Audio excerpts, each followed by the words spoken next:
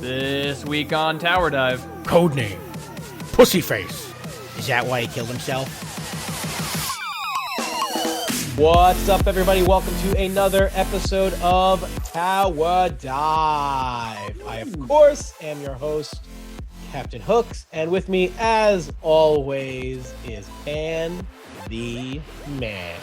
Not a bad intro. Right? Right I gave a little. You got like some kind of dramatic pause. It was good. I do miss the adjectives I used to get. You know. I occasionally try to do them, but ended up using a lot of the same adjectives. You know what I miss? You need a word of the day calendar. I know. I should probably get one and just put it right here. Yeah. That'd be great. But then it's like, what if none's not an adjective? Just work it in somehow. put like an ly on it. And with me, as always, is Melon Pan the Man. Where today was Melon. Today I'm a melon. Happy Melon Day. Today I'm a melon. Happy Melon Day, everybody. You know what I don't. You know what? Actually, know what I do miss. Rather, I miss the old masteries. Oh, you mean the super complicated ones that you never really sure what they did, but you saw pros do it, so you copied it verbatim. Yeah, and you knew it was good. Yeah, I miss those. What do you miss about them? What's going on? Well, Why so sad? Why so sad, Hooks? Well, it's the reason why it's the new masteries, the new masteries, and their annoyances to me now. There some are OP and it's all stupid, and they're adding new ones. I don't know what the fuck half of them do, and I don't care. Is why I'm playing a lot of Fallout. Oh, but wait, if you can't handle these new masteries, because there's only like 10 of them in League of Legends, how are you handling that perk chart? I just put shit everywhere. Yeah. I'm just boop boop boop boop. Boop. You can scroll down. You didn't know you could scroll down. I know you can scroll down. We weren't gonna talk about that. We discussed this beforehand. You promised. Damn you! Yeah, I know. See, people have apparently been having difficulties with the perk chart. I am having difficulties with masteries. I'll be honest. I did not know you could go to the second row, like right away. You were treating them like masteries. Thought it was a tiered. Thought it was a tiered system. Oh, you what I need? I mean, 2 in this and then 1 in here. I guess I got 10 perception now. Yay! I'm really great at seeing things. But that's okay. My first time through, I did it. I was actually not picking perks. I just kept adding stuff to my stats. Yeah, that's what I did. That's worthless. Don't do that. Yeah, don't do that. That's a mistake. I didn't know you could pick other stuff besides the top row. People kept ringing the bell. Surely these will highlight eventually. Yeah, so my league game has suffered while my Fallout game has thrived. Both of my games have suffered. Oh yeah. I'm just not very good at Fallout. I'm not League of Legends. I'm not good at a game where you walk around and pick everything up. Yep. That's it. That's Fallout. Too much stuff. Too much junk. Shoot at stuff, pick stuff up. Yeah. Go back to town, put stuff in receptacle. Rinse, repeat. I've got a box full of shit. It's amazing. I've never been so excited. You know that you're too far into a game when you pick up Wonder Glue and you get excited. Yeah, Wonder Glue is the tits. Wonderful. Wonder the Glue. Tits. Wonderful. Yeah. I see military grade duct tape. I get like a half a stop. I'm like, military grade duct. That's a regular duct tape. That's fucking legit. I can take bulletproof duct tape. You see military grade duct tape, you get a consumer grade boner. Seriously, exactly. Oh yeah. 5-pack military grade duct tape, full on hard. Yeah, that's nice. Let's talk about some League of Legends. This is still a League of Legends podcast, right? As of right now, we are still a League of Legends podcast. We'll see how that goes. Maybe we'll just sell our podcast spot. We could. Maybe it's worth something. Or we'll just change our name to Tower something with an M. Tower something esports. Tower something, and then an M. So then when we win, because we talk TSM. And you know what we're going to talk Yeah. about? And you know what we're going to talk about today? Not Nah. fucking TSM. At least not first. We are not leading off with TSM, despite the fact that they've been in the news. So fuck you, TSM fan. Yeah, we're really sticking it to them this week. Yeah, Giving them a B slot. maybe the B or C slot. We'll see what Yeah. happens. We don't even know. This is all improvised. We just fucking throw shit against the wall, see what sticks. Yeah. You want to know what? If you throw mushy shit against the wall, most of it'll stick. Yeah. Isn't all shit kind of mushy? I mean, I don't have a whole lot of experience. I don't hold it. a lot of shit. Yeah, I don't hold a lot of shit. I'll be honest with you. I don't find myself grasping at shit. It seems mushy. Baby shit is. I don't know. Okay. Like young baby shit. Like if have you ever thrown it against a wall? I guess I mean now I'm not going to because now it's like people shit. You should try it. I don't want to. It's not my house. Oh, good. I think that'd be rude. That's a good I point. think that's breaking like a cardinal, like an unwritten rule. Don't throw poop at the walls. Don't throw shit at walls. Literal shit at walls. That one's a written rule. I don't. You know what? You don't have to write that rule down. I think that's an understood everywhere, unless you live in a house made of dung. Yeah, in which case you're fortifying the walls by throwing shit against. You're making the walls better.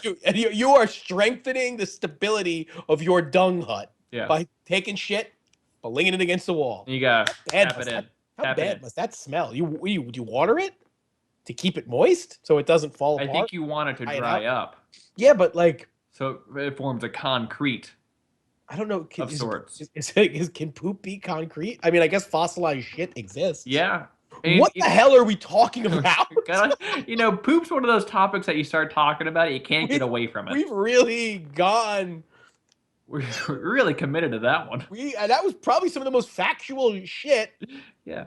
We might have learned something. We might have a sister podcast coming out where Hooks and Pan talking poop. Shooting shit.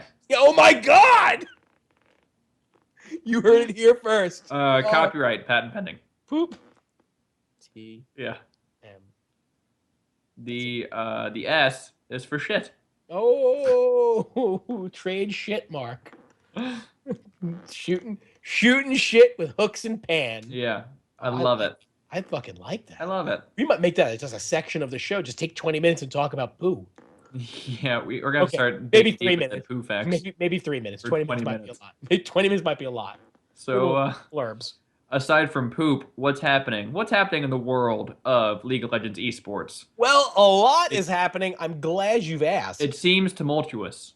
It is a chaos storm. Chaos storm? No, chaos. Everyone forgot about him. I was thinking more Victor. Chaos storm? No one talks about chaos. He's coming out of retirement? Again? No, he actually finally retired because no one wants him, I think. Officially? I don't know. Officially, unofficially. He might be dead. I don't know. Who gives a shit? I don't know. He's gonna be the top laner for some team. He's not a top. Doesn't matter. MVP top laner. MVP. He's whatever he is. He's gonna be the MVP. Yeah. Of that. He can't not be MVP. He is MVP. Yeah. So we're gonna start off with not talking about roster changes because that's been the hottest topic, and we're gonna spend a lot of time on that. But we didn't want to lead off with it. I think we didn't. No, I think this started off. I think leading off, little lead off hitter here is going to be.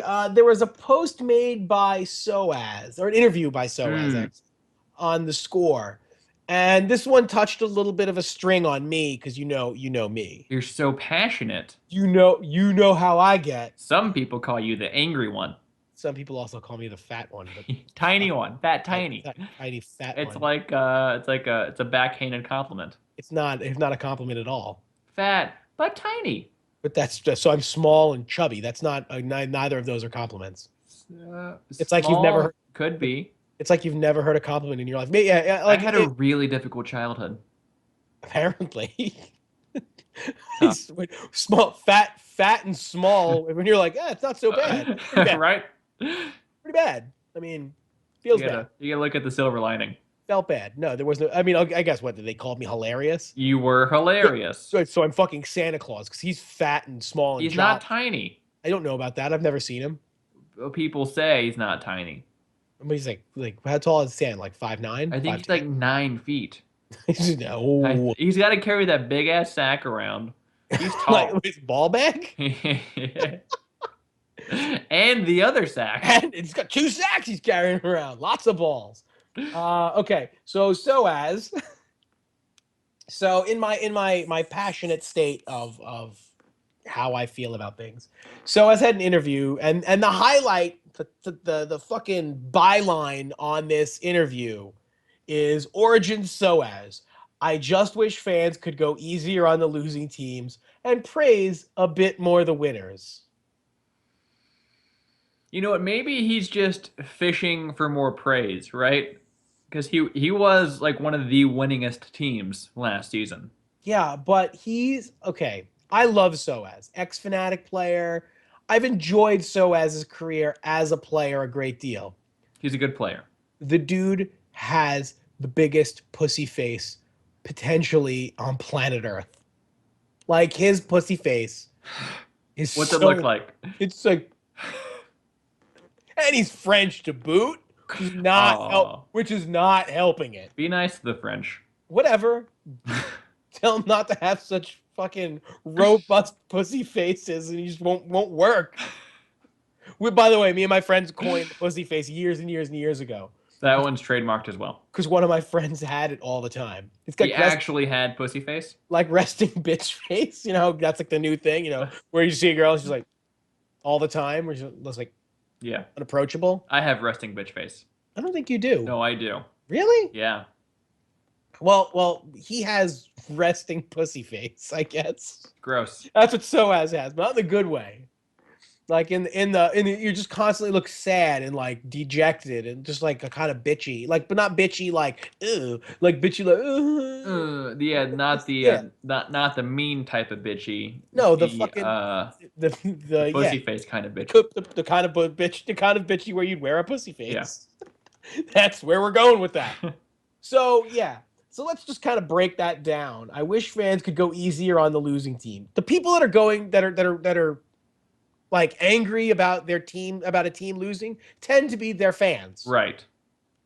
So you have a fundamental issue with your fans being mad that your team lost. Yeah. And if you go into one of those this team lost threads, there's always 2 types of people. There's fans that are pissed off, and then there are actually like the logical people that are like, well, they just played bad. Yeah. You know, it's okay. But here's the thing. If you care so much about something that it losing, like a team, that them losing fucking angers you, oddly enough, as crazy as it sounds, that's a good thing. Yeah. Because that means your fans give a shit.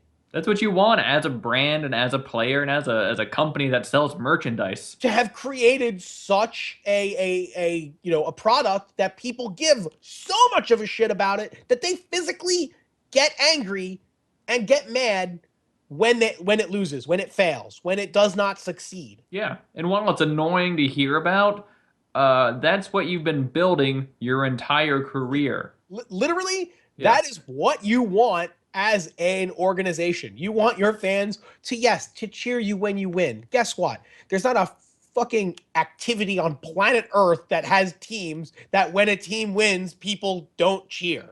Does not happen. Everyone cheers for the winning team. Yeah, when teams win, you cheer. Even if you don't like the team. It's like, whatever, fuck you. You give a clap. Good job, you won. Congratulations. Whatever. You piece of shit. Yeah.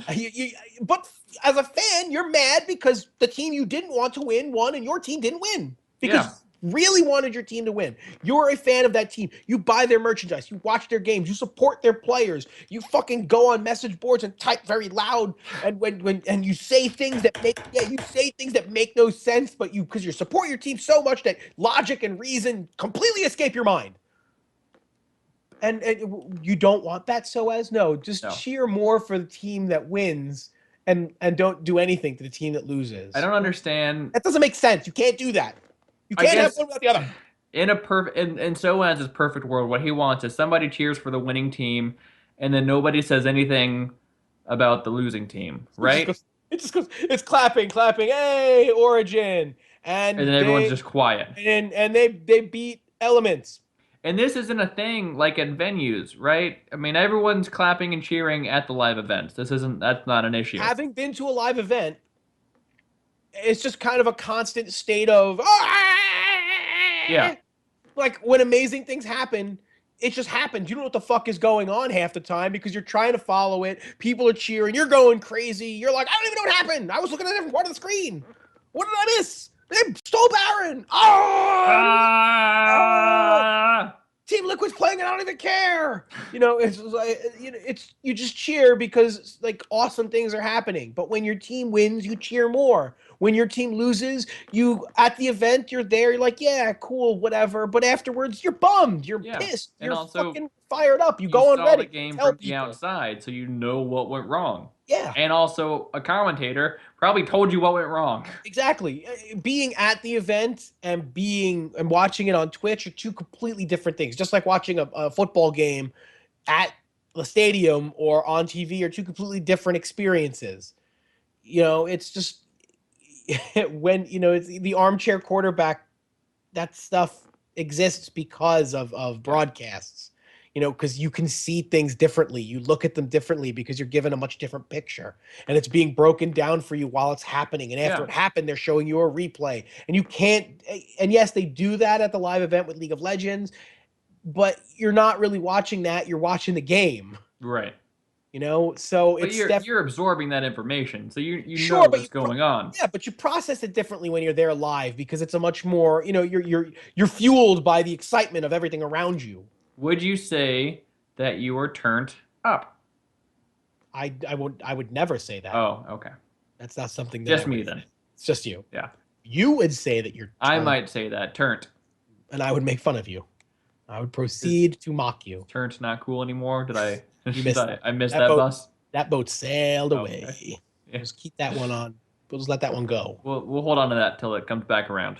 We're gonna grab that. We're gonna take it. We're gonna put it in our pocket. We're gonna take those pants off and burn them.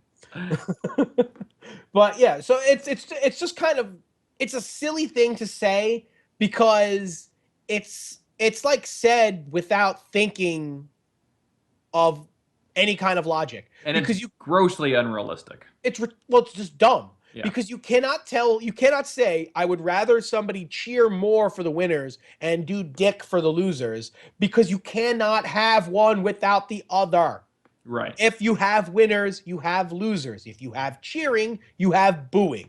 If you not even necessarily booing. But if you have happiness, you have sadness. Yeah. Excitement, anger. There are, unfortunately, not everyone will be, yay, they won, yay, they lost. Yeah. Who cares? I'm an idiot. I don't understand things. That's the kind of person that does that. Yeah, and I will say that there is a line that does get crossed. So sure, like Soaz played poorly, so I'm gonna go rape his mom. Not a good joke to make. That's not the stuff. I'm gonna go fuck all these people because my team lost. Not a good joke to make. I'm gonna murder somebody. I'm so angry. Yeah. And that's the kind of stuff where you gotta tune those out. You've crossed the line, and that's you want to know what? Unfortunately, we've gone through that. We've had multiple shows talking about that. That's existing. It's not going to go anywhere. But that's not what he's talking about. I don't think. I hope it's not what he's talking about. This comes into the whole cheering and booing and everybody gets a trophy because you showed up. Congratulations! You can tie your fucking shoes. It's the kind of it's just such a nonsensical, ridiculous. Yeah. I mean, these are emotions that people feel and also feel the need to express. When your team loses, it's frustrating. It's angry. You wanted them to win. You've invested a lot of time in these teams. And I'm going through this this thing, like this interview that he did where this all came up. Yeah. And there's a question and it really gets annoying because he's like, why do you think criticism of your play is more visible, blah, blah, blah. Why do you think it's important? Why do you feel it's important to respond to these criticisms? Now, the answer should be, it's not. Yeah. It's not. I don't have to respond to people criticizing me that don't play at a professional level because that's just not important. You don't even have to respond to people that do play at a professional level. Well, it's whatever it is, what it is. But here, I think it's really important for me to respond to these criticisms because it's often wrong. So I mean, he's not wrong. They are incorrect criticisms for the most part. Hold on. How do you typically handle criticism? Is a question a few questions later. Best way is to ignore it. Wait a minute. They're conflicting ideals. Wait a minute. You just said you tackle criticism head on because it's wrong, but the way you handle criticism is you fucking ignore it? Nope. Can't do that, Soaz. Were these interviews 2 weeks apart? Sorry, buddy. You cannot. I do. What the first question I want to ask is, why didn't the interviewer say, I noticed that you just said a totally conflicting thing to what you said, I don't know, 3 minutes ago? Because this isn't the gotcha mainstream media, you know? Right? That's a thing people say. I guess. I don't know. It's whatever it is. It's like a dumb interview. It's a dumb interview. It's a bad interview. If you're an interviewer and you're looking to actually have a good interview, and someone completely blows their own statement out of the water, maybe ask a follow-up. A few questions later, stop them and go, hold on a second. On my notes, I have you saying right here that you tackle criticism head on because it's wrong. Now you're ignoring it? What gives? Yeah. I mean, the best way is to ignore it. Appreciate the praise. Ignore the haters because they're always going to be there. But also, some of those haters are probably also your fans. So let them fucking be fans, man. Let them be angry. They care so much about their team and their players that they want to criticize you and so as you should have this because they expect better of you. Because they think they put you on a pedestal where when you make mistakes like normal people do, like everybody in every single organized activity that has existed on planet Earth has done at one time or another, they expect more of you and they want more of you. Yeah. And when you let them down, then they want to make sure you don't ever do it again. Yeah, and I just want to reiterate, criticize whether the criticism is correct or incorrect is totally fine. Doesn't matter if you're right or wrong if you're just venting on the internet. Threatening to murder people, doxing people because your team lost, stuff like that. That's not what we're talking about. But that's not but fans don't do that. Real fans don't trolls do that. Those are trolls and scumbags. And those are different. Don't listen to those. Let their comments get deleted. No, and who cares? They're fucking assholes anyway. Also, don't listen to the criticism unless it's from your coach. Yeah, you want to know what? Ultimately, the only people whose criticism matters are your teammates and your coaches. You should, if I was a pro player and I was being on Reddit after a big game, I would look at the thread. That would be a mistake. That'd be a mistake. I'd look at the thread headline. I would look to see how many comments are in that thread. I'd be like, great. If it's a ton of comments, that's a success. Yeah. Good for me. I'm popular. Yay, look, 100,000 people commented on the thread about my shitstorm. Why Pan the Man sucks. There's a lot of reasons. That's awesome. Great. Look at how many people like me or hate me. Whatever. And I've said to you from the beginning, when a lot of people hate you, that's still pretty awesome. Yeah, that's because great. Because you want to know what? That means you're doing something that's pissing a lot of people off, and they care enough to talk about it. Yeah. A lot. Unless you're a professional heel, in a professional wrestling situation, if you have that many people hating you, you probably got a lot more people that like you. There's and let's be fair. Likers? Do you like me? Do you like me? Likers speak less than haters. Yeah, always. Likers, they don't have a lot to say because when you're doing good, it's like great. Thumbs up. Everything's going as planned. When you do bad, it's the haters that are going to jump on it because that's what the job is. They're haters. They hate. They hate. That's the only way to hate. If they didn't hate, they'd be likers and they'd be quiet. Or they'd be nothingers. Or they'd be trolls.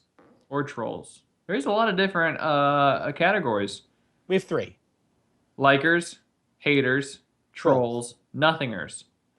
I don't count nothingers. You don't. Oh, that's not fair. That's not fair. They're people too. They just don't have strong opinions. No one said life was fair. The nothingers get nothing, they're the moderates. The nothingers get nothing, and they'll like it, but they will say nothing. But they'll say nothing about it. They're the ones that don't care about the fake internet points. Exactly. Yeah. They're what we like to call people. Regular, everyday people. they're like what we like to call Joe the plumber. Yeah. John Q. Public, as you would. So that's So it just was a weird. Yeah. This whole thing, and it's a big thing in esports. I don't want to go into it because we've gone into it, but they struggle as players dealing with criticism, Negative criticism. dealing with any kind of criticism. Surely they're okay with at least the constructive kind. I don't think I don't think they understand what it is. I don't think that especially when it's coming from the public. It's one thing when it's coming from inside of your team and your organization. Take that seriously. That's a completely different level. But when it's coming from fans, the public, the internet, etc., I don't think they understand how to deal with it. So everything is kind of viewed with this negative light on it, and they just think that everything needs to be shiny and happy, and it doesn't. And no. This is how everything goes. This is how real life works. Yeah. Unfortunately, only in this scenario, everybody in real life has a giant megaphone. Yeah, that's what the internet's there for, where people can voice their opinion without fear of retribution. Yeah, most part. Or except that guy who voices his opinion, and then that Russian guy comes to their house and shoots them because he's crazy. Yeah. Or that guy that voices opinion, and then that other guy came to his house and also shot him because of something to do with World of Warcraft. That's the Russian guy. Or EVE Online. No, it was Russian. It was EVE? It was World War. It's probably been a couple of games. Yeah. But it definitely is a World of Warcraft because was the Russian guy I was talking about. Anyways, the moral of this whole argument is don't fuck with people that play EVE Online. Or World of Warcraft. That shit is super serial. Real. Yeah. That's real life. This is video games. That is real fucking life. Also, you're allowed to be angry, and you're allowed to be frustrated, and you're allowed to make comments expressing your anger and frustration. Also just don't threaten to murder people. Also, if you're a pro, stop crying about people complaining. You gotta get over it, man. It means they care. Yeah. When they stop talking about you, it means you're irrelevant. That's worse. That's definitely worse than your chaos. What? Yeah. What exactly? And the only people who talk about chaos, I'm pretty sure, are us. Or chaos. You think nobody, he's sitting in his room? I'm pretty great, you know? I'm just pretty fucking great. I was season 2 MVP. Yeah. I was season 2 MVP. I mean, no one recorded it, but I was. I'm great. Great. It had to be, because I'm great. When they have the League of Legends Hall of Fame, I'm pretty sure I'm first ballot. Yeah. Because I'm great. I'm the first class. It's me and Chowster. We're getting in. So we're the only ones talking about chaos, and if there's no one talking about you, that means you don't exist anymore. Sorry. I don't make these rules up, but you don't exist if they're not talking about you. The argument for pros is always the pro should just get thicker skin, right? Yeah. And I guess in a perfect world they shouldn't have to. But it's not a perfect world. There's no such thing. So get thicker skin. You have to get thicker skin. Or stop going on the internet. Or don't read Reddit, man. Especially you, Soaz, because your skin is made of tissue. Don't read Reddit. You have the thinnest skin of it. It's almost transparent. I can see your veins. It's weird. Put some clothes on, man. The thing that worries me most about this, if they can't handle the rabble of the internet saying just nonsense, just random stuff that they thought was negative, or things that he made mistakes on that may or may not have been mistakes, how does he handle actual valuable criticism? I'm wondering if he just throws it away, saying, "Don't criticize me. Don't criticize me." That's my good. That's pretty good. Yeah. Or does he actually, take it and evaluate it? I think he understands it getting it from an internal source.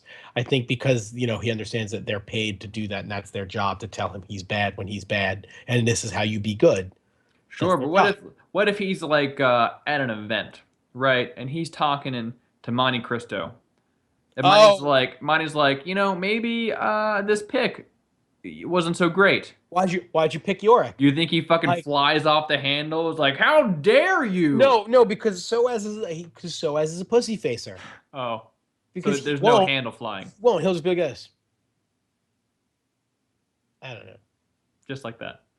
That's what it's going to be. Because then he's internalized it, and now he's sad.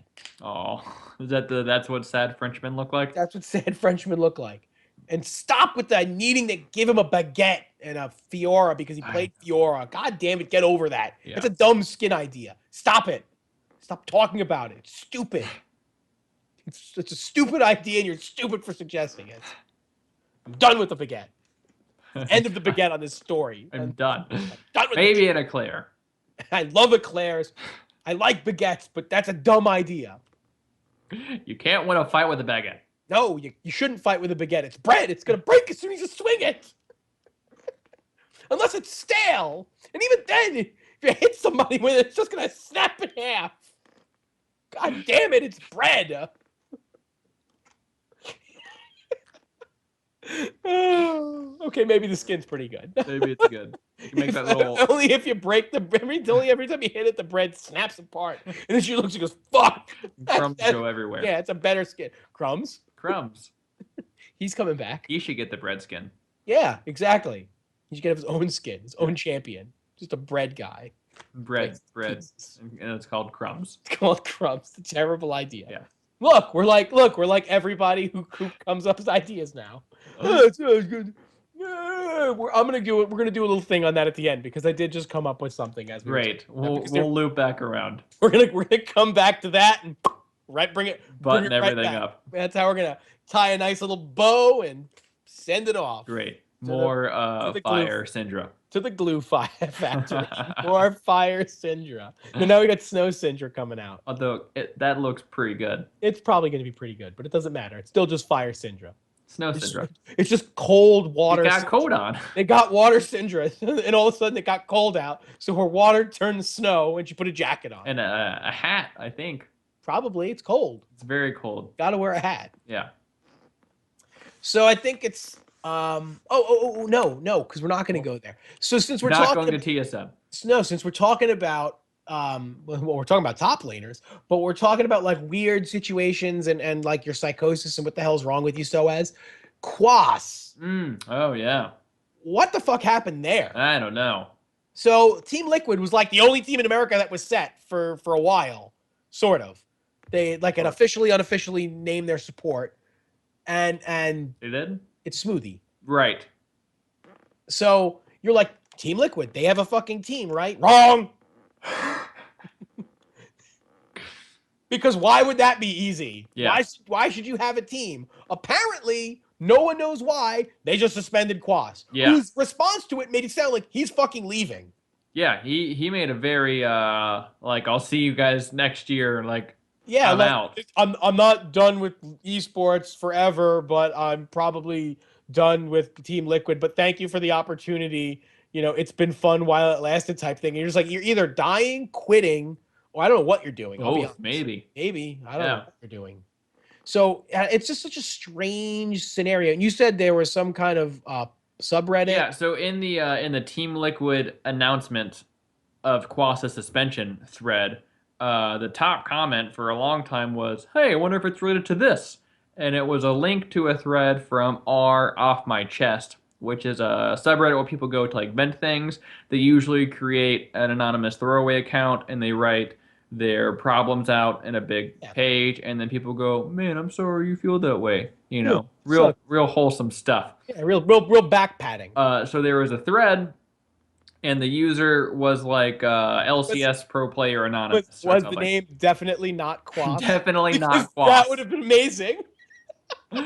And it was this big long post about how he's. Would you say it was a diatribe? Yes. Was it not quite a manifesto, and it wasn't 17 pages? But was it 5.5? Let's put the memes away. Let's put the memes away for. I don't even know what that is. The 5.5 fucking K, dude. What is that? Do we have to talk about this right now? No, I'm just, that's an open-ended question. What is that? Because I literally don't know. I think I know what it is, but I keep seeing it and it's not funny. So it's a meme. Go on. I know it is. We're memeing very hard right now. Makes me sick. Oh God. Fine. So it was a big long post about how he's not happy, and we don't know if this is Quas or not. This is an anonymous user. It's definitely not Quas. About how he's an LCS player and how he's not what he thought it was going to be, and how his team situation isn't great, and he's not happy doing it anymore. He's feeling burnt out. It's chaos. It's chaos. It's Robert X. Lee. Yeah. Oh.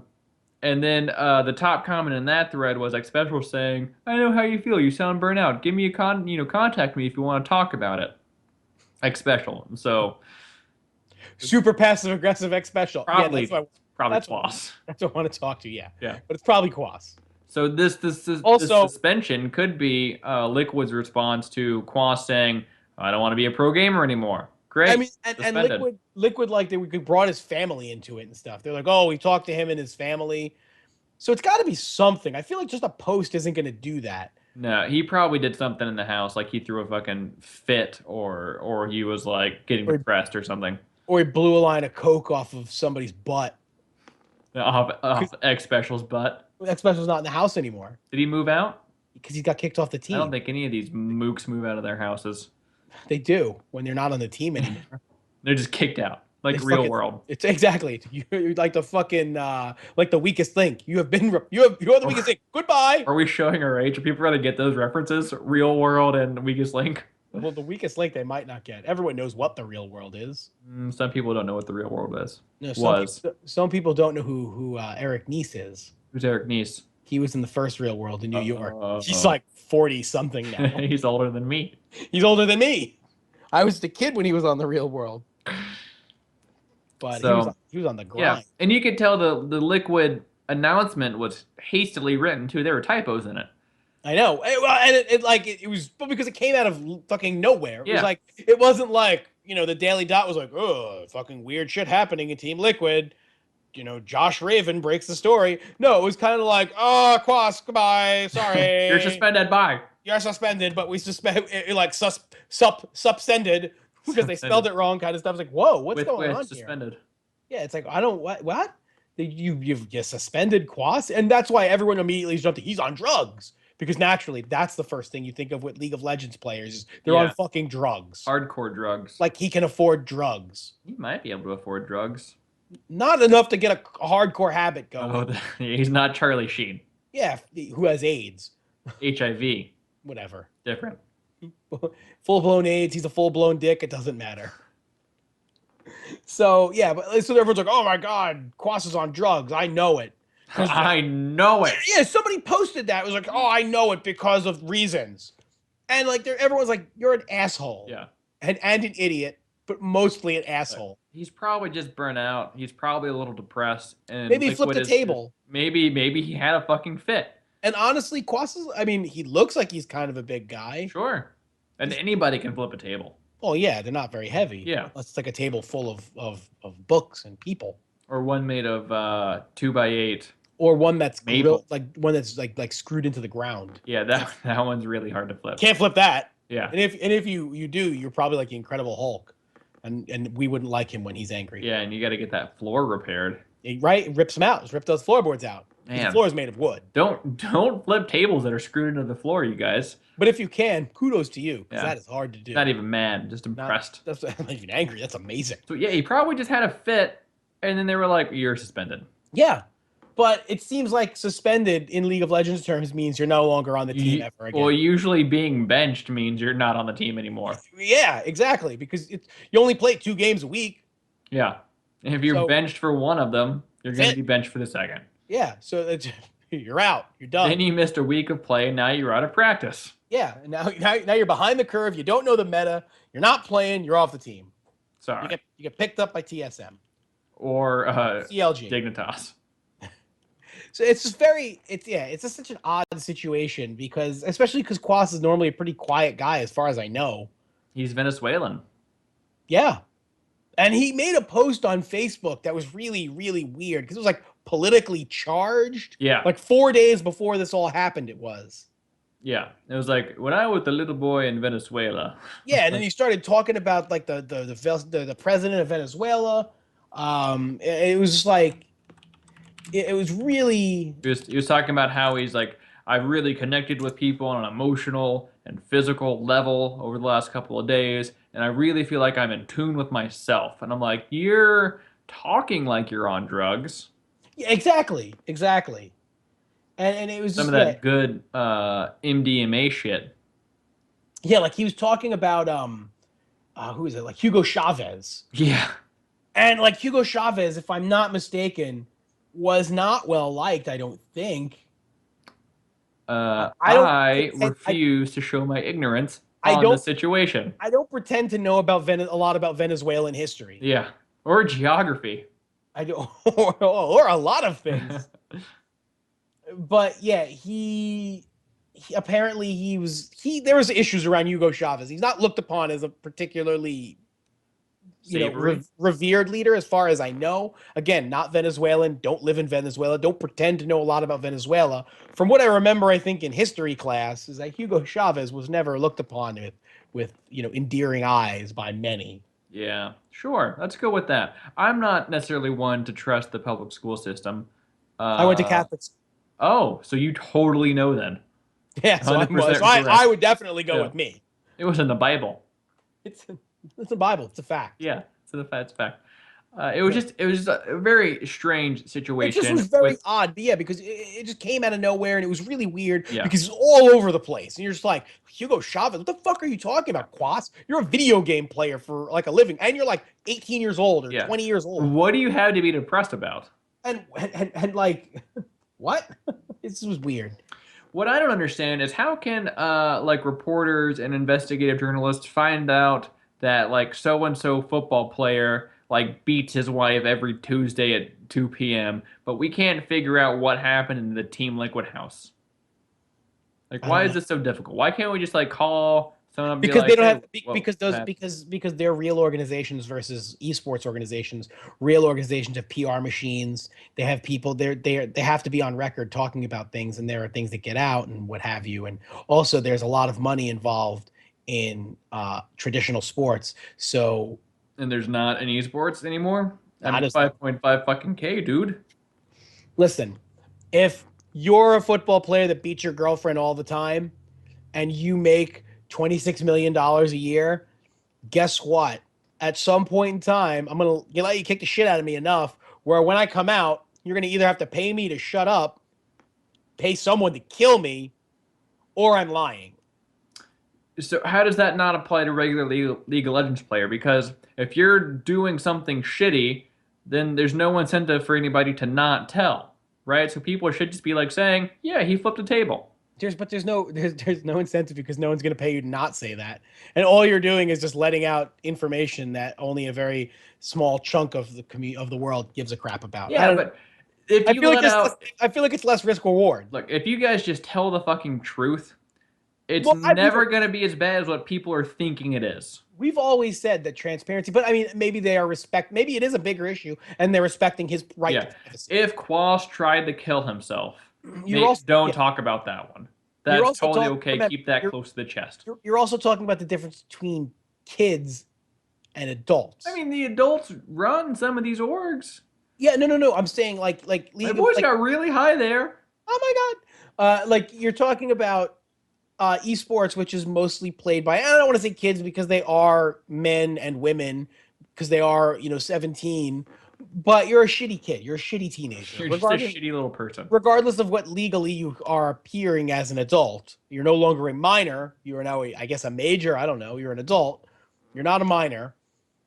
But as far as life experience and just Self-awareness, maybe. yeah, and just having experienced things, life experience. I think that's really the best way to sum it up. As far as life experiences goes, you are a fucking novice. You are a nothing. You have experienced nothing, especially because the fact that you're a professional gamer, you've probably spent a lot of time not being out Yeah, and not experiencing life. that's a good point. No offense to you, but you've not experienced life specifically to become good at something. Just like, when like gymnasts, they always talk about the female gymnasts who spend their lives in the gym and are really kind of socially inept because they spent their entire life training. You're right. And like, there are certain sects of athletes and performers and people that do things that they spend like I said, like dancers, gymnasts, ice skaters, not hockey players because those are teams. There are dance teams. Yeah, and I'm not talking about dance teams. I'm talking about like ballerinas. That would be there's a word for it for a group Troop. of ballerinas. Troop? Troop. Is it troop? Or it's Conservatory? well, that's a place where they'll go. Maybe not troop. It's like a ballerina. But there are other ballerinas Yeah, but around you. But being a ballerina, like it's because being like the prima ballerina is like the top of it, And there's never so you're not like hired to be the prima ballerina. You are brought in with a bunch of other ballerinas and you try out. And then eventually, the best becomes the prime, and You know a lot about ballet. all of the other ones are backup dancers. They're all secondary characters. So it's very cutthroat. So, and So it's not a team situation. It's not like you have 5 or 6 people that are rooting you on to do good. No, they want you to fucking break your ankle so that they can ascend to that spot that you were holding at that moment. gotcha. Quas is a ballerina. Well, I got it. Exactly. Quas, I got it. I got all it. the short of it is Quas is a ballerina. Yes. But like I said, that's like, with gymnastics, with all those events where, yes, it's a team, but you're a singular, entity in a team environment where whatever they do doesn't help you any. Right. Not really a team environment, just being amongst people. Yeah, you're like a singular person in an organization. Yeah, you can be lonely and not necessarily be alone. Yeah, and that's sort of that's again like, being an esports athlete, that's sort of where you put yourself. Yes, you're playing a team game, but in order to get good at League of Legends, as dictated by Riot Games, you play solo queue, which is essentially being in a giant little box. Right. Tiny little box. Giant little box. A big fat tiny box. Really big small box. Big fat tiny box. Big fat tiny box. Oh, So like I said, show my pajamas.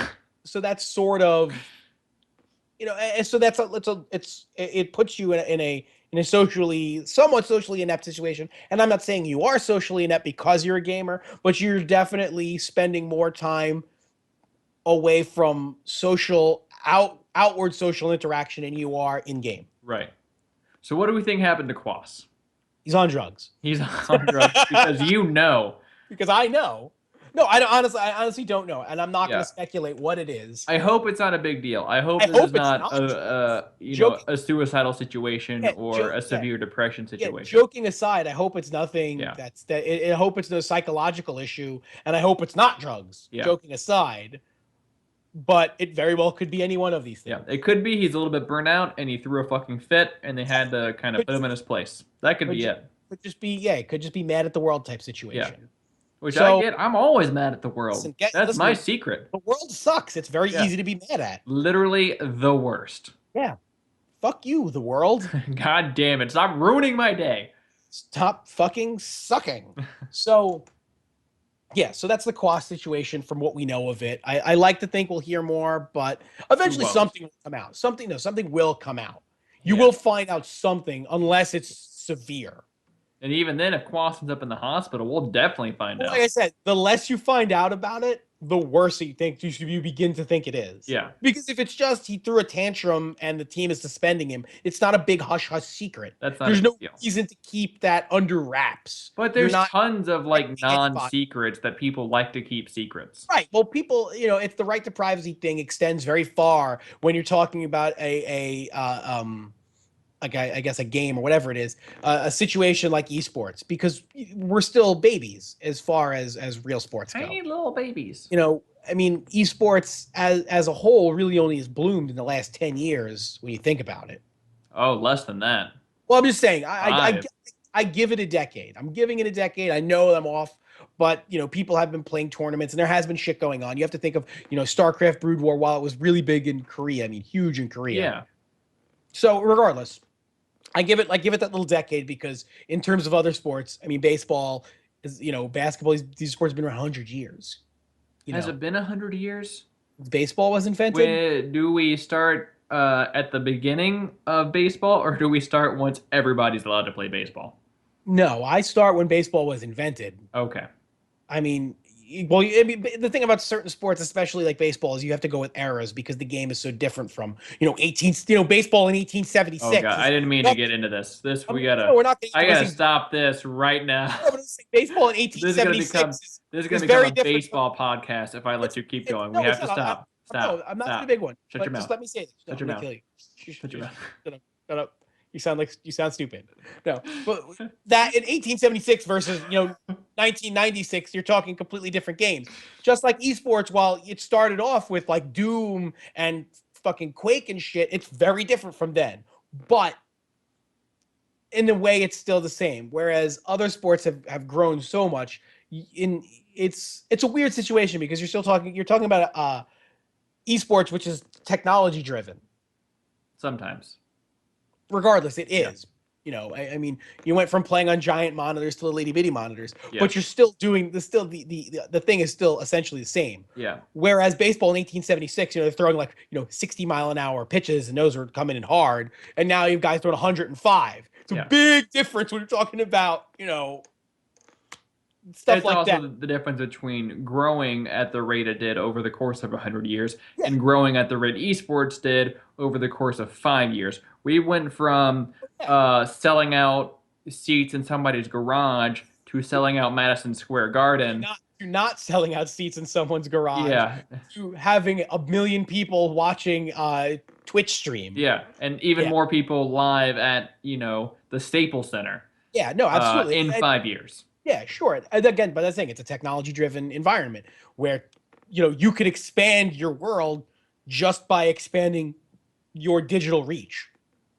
Digital reach. It's a good name for a band. It's not that good name of a band. I think so. It's a good name for a two-man, you're doing dubstep. Yeah, definitely. Yeah. Or an ironic name for a polka band. This is it's something like you see at the bottom of the League of Legends ticker during LCS. It's you see digital reach, shaggin' wagon. That's the song. Yeah. But it's nothing obvious. It's just bow. It's just tones. That's the song right there. I just wrote shaggin' wagon by That's digital. Pretty good. I like it. Right? I like it. Need a couple police sirens in there, I think. Woo woo. Yeah. That's great. And I have to go, that sound. Yeah. So that's the Quas scenario, as we'll call it. In the situation room. Yes. And so it's just weird. Like I said, if it's not big, something will come out. If it's big, nothing will come out. So the less you hear, the worse you begin to think. That's my feeling. It's the no news is good news situation. Or people just stop talking about it and it disappears. Well, then yeah. And then but if Quas disappears from the scene, if Quas leaves, like I said, if you don't see or hear anything about Quas, they murdered him for the length of season 6, then it probably was bad. They murdered him. I don't think he's dead. No, he's dead. He's probably in Listen, I know how Liquid operates. He's with Hugo Chavez, who by the way is dead. Yeah. No, he's probably not dead. I mean, Hugo Chavez is, but we're gonna go real bad when he winds up dead. I'm gonna feel bad. Yeah, I'd feel bad if he wound up dead. I won't feel that bad. Even worse so because we made jokes about him dying. Whatever. That means we were on the cutting edge of shit. Yeah, we used to be writing for the Daily Dot. Yeah, right. Or at least be, sponsored by the Daily Dot. Yeah, I wouldn't mind that. Daily Dot, put our podcast on your shit. Sure. Even just a link. Yeah, you don't even have to give us money. Yeah. If you want to, you can. I'm not going to say no. We're not going to twist your arm. If you hand me a burlap sack of cash and say here, I'm not going to go no. That is against my morals. I might be like, how do I do this with taxes? Just don't declare it. Don't declare it. What do you do with all that cash? Put it on your mattress. And then I can't spend it. Sure you can. Just don't put it in the bank, jackass. I don't know. Can't declare it as income if it doesn't show up. It's a good point. Shows up somewhere. No, it doesn't. Not if it's cash. Don't cheat your taxes, you guys. That's oh my God, that's why you get cash. That's why you ask for cash. They give you a check. You could track a check. You have to get it cash. No, man, cash is king, baby. Cash is king, baby. I want my paycheck in RP. I want my paycheck in cash. Yeah. In RP. In RP. In fake money. Yeah, I want it only in fake money. And I just would before we go on to the next topic, I would like to send out a big, awesome thank you to Riot Stellari for the free RP. Oh, look at you with your little fan. You got a fan? She works for Riot. Yeah, super fan. She's a friend. Oh, well then. Who works for Riot? I guess that's nice. She gave me free RP. I didn't get any RP. You don't have any friends. At least that work for Riot. You don't. In the fields. That was way harsh, Ty. Oh, way harsh, Ty. It was rough. It's a good thing I don't take criticism like that seriously. Exactly. Good thing you're not Soaz. You'd be pussy facing it the rest of the Move on. You'd be this rest of the I don't care. Baguette. One tier. Yeah. Holding a baguette. Yeah. Is the tier holding a baguette, or are you So holding? you're the holding the baguette, and then the tier comes down, and then you take the baguette and you dip it, and then you just eat it. Salty. Yeah. So Shit. it's a salted baguette It's a now. sad baguette. Yeah. Sad baguette. Sad get. You know what else is sad? We have to talk about TSM. Okay, let's do it. Let's get it out of the way quickly. Quick. TSM is a team. They're signing new players. Oh, okay. So, as expected, TSM KaSing was an experiment that failed. Well, I think they just needed somebody for IEM. Well, yeah, but there was a tryout, and they didn't listen to him. They didn't look very good. Right.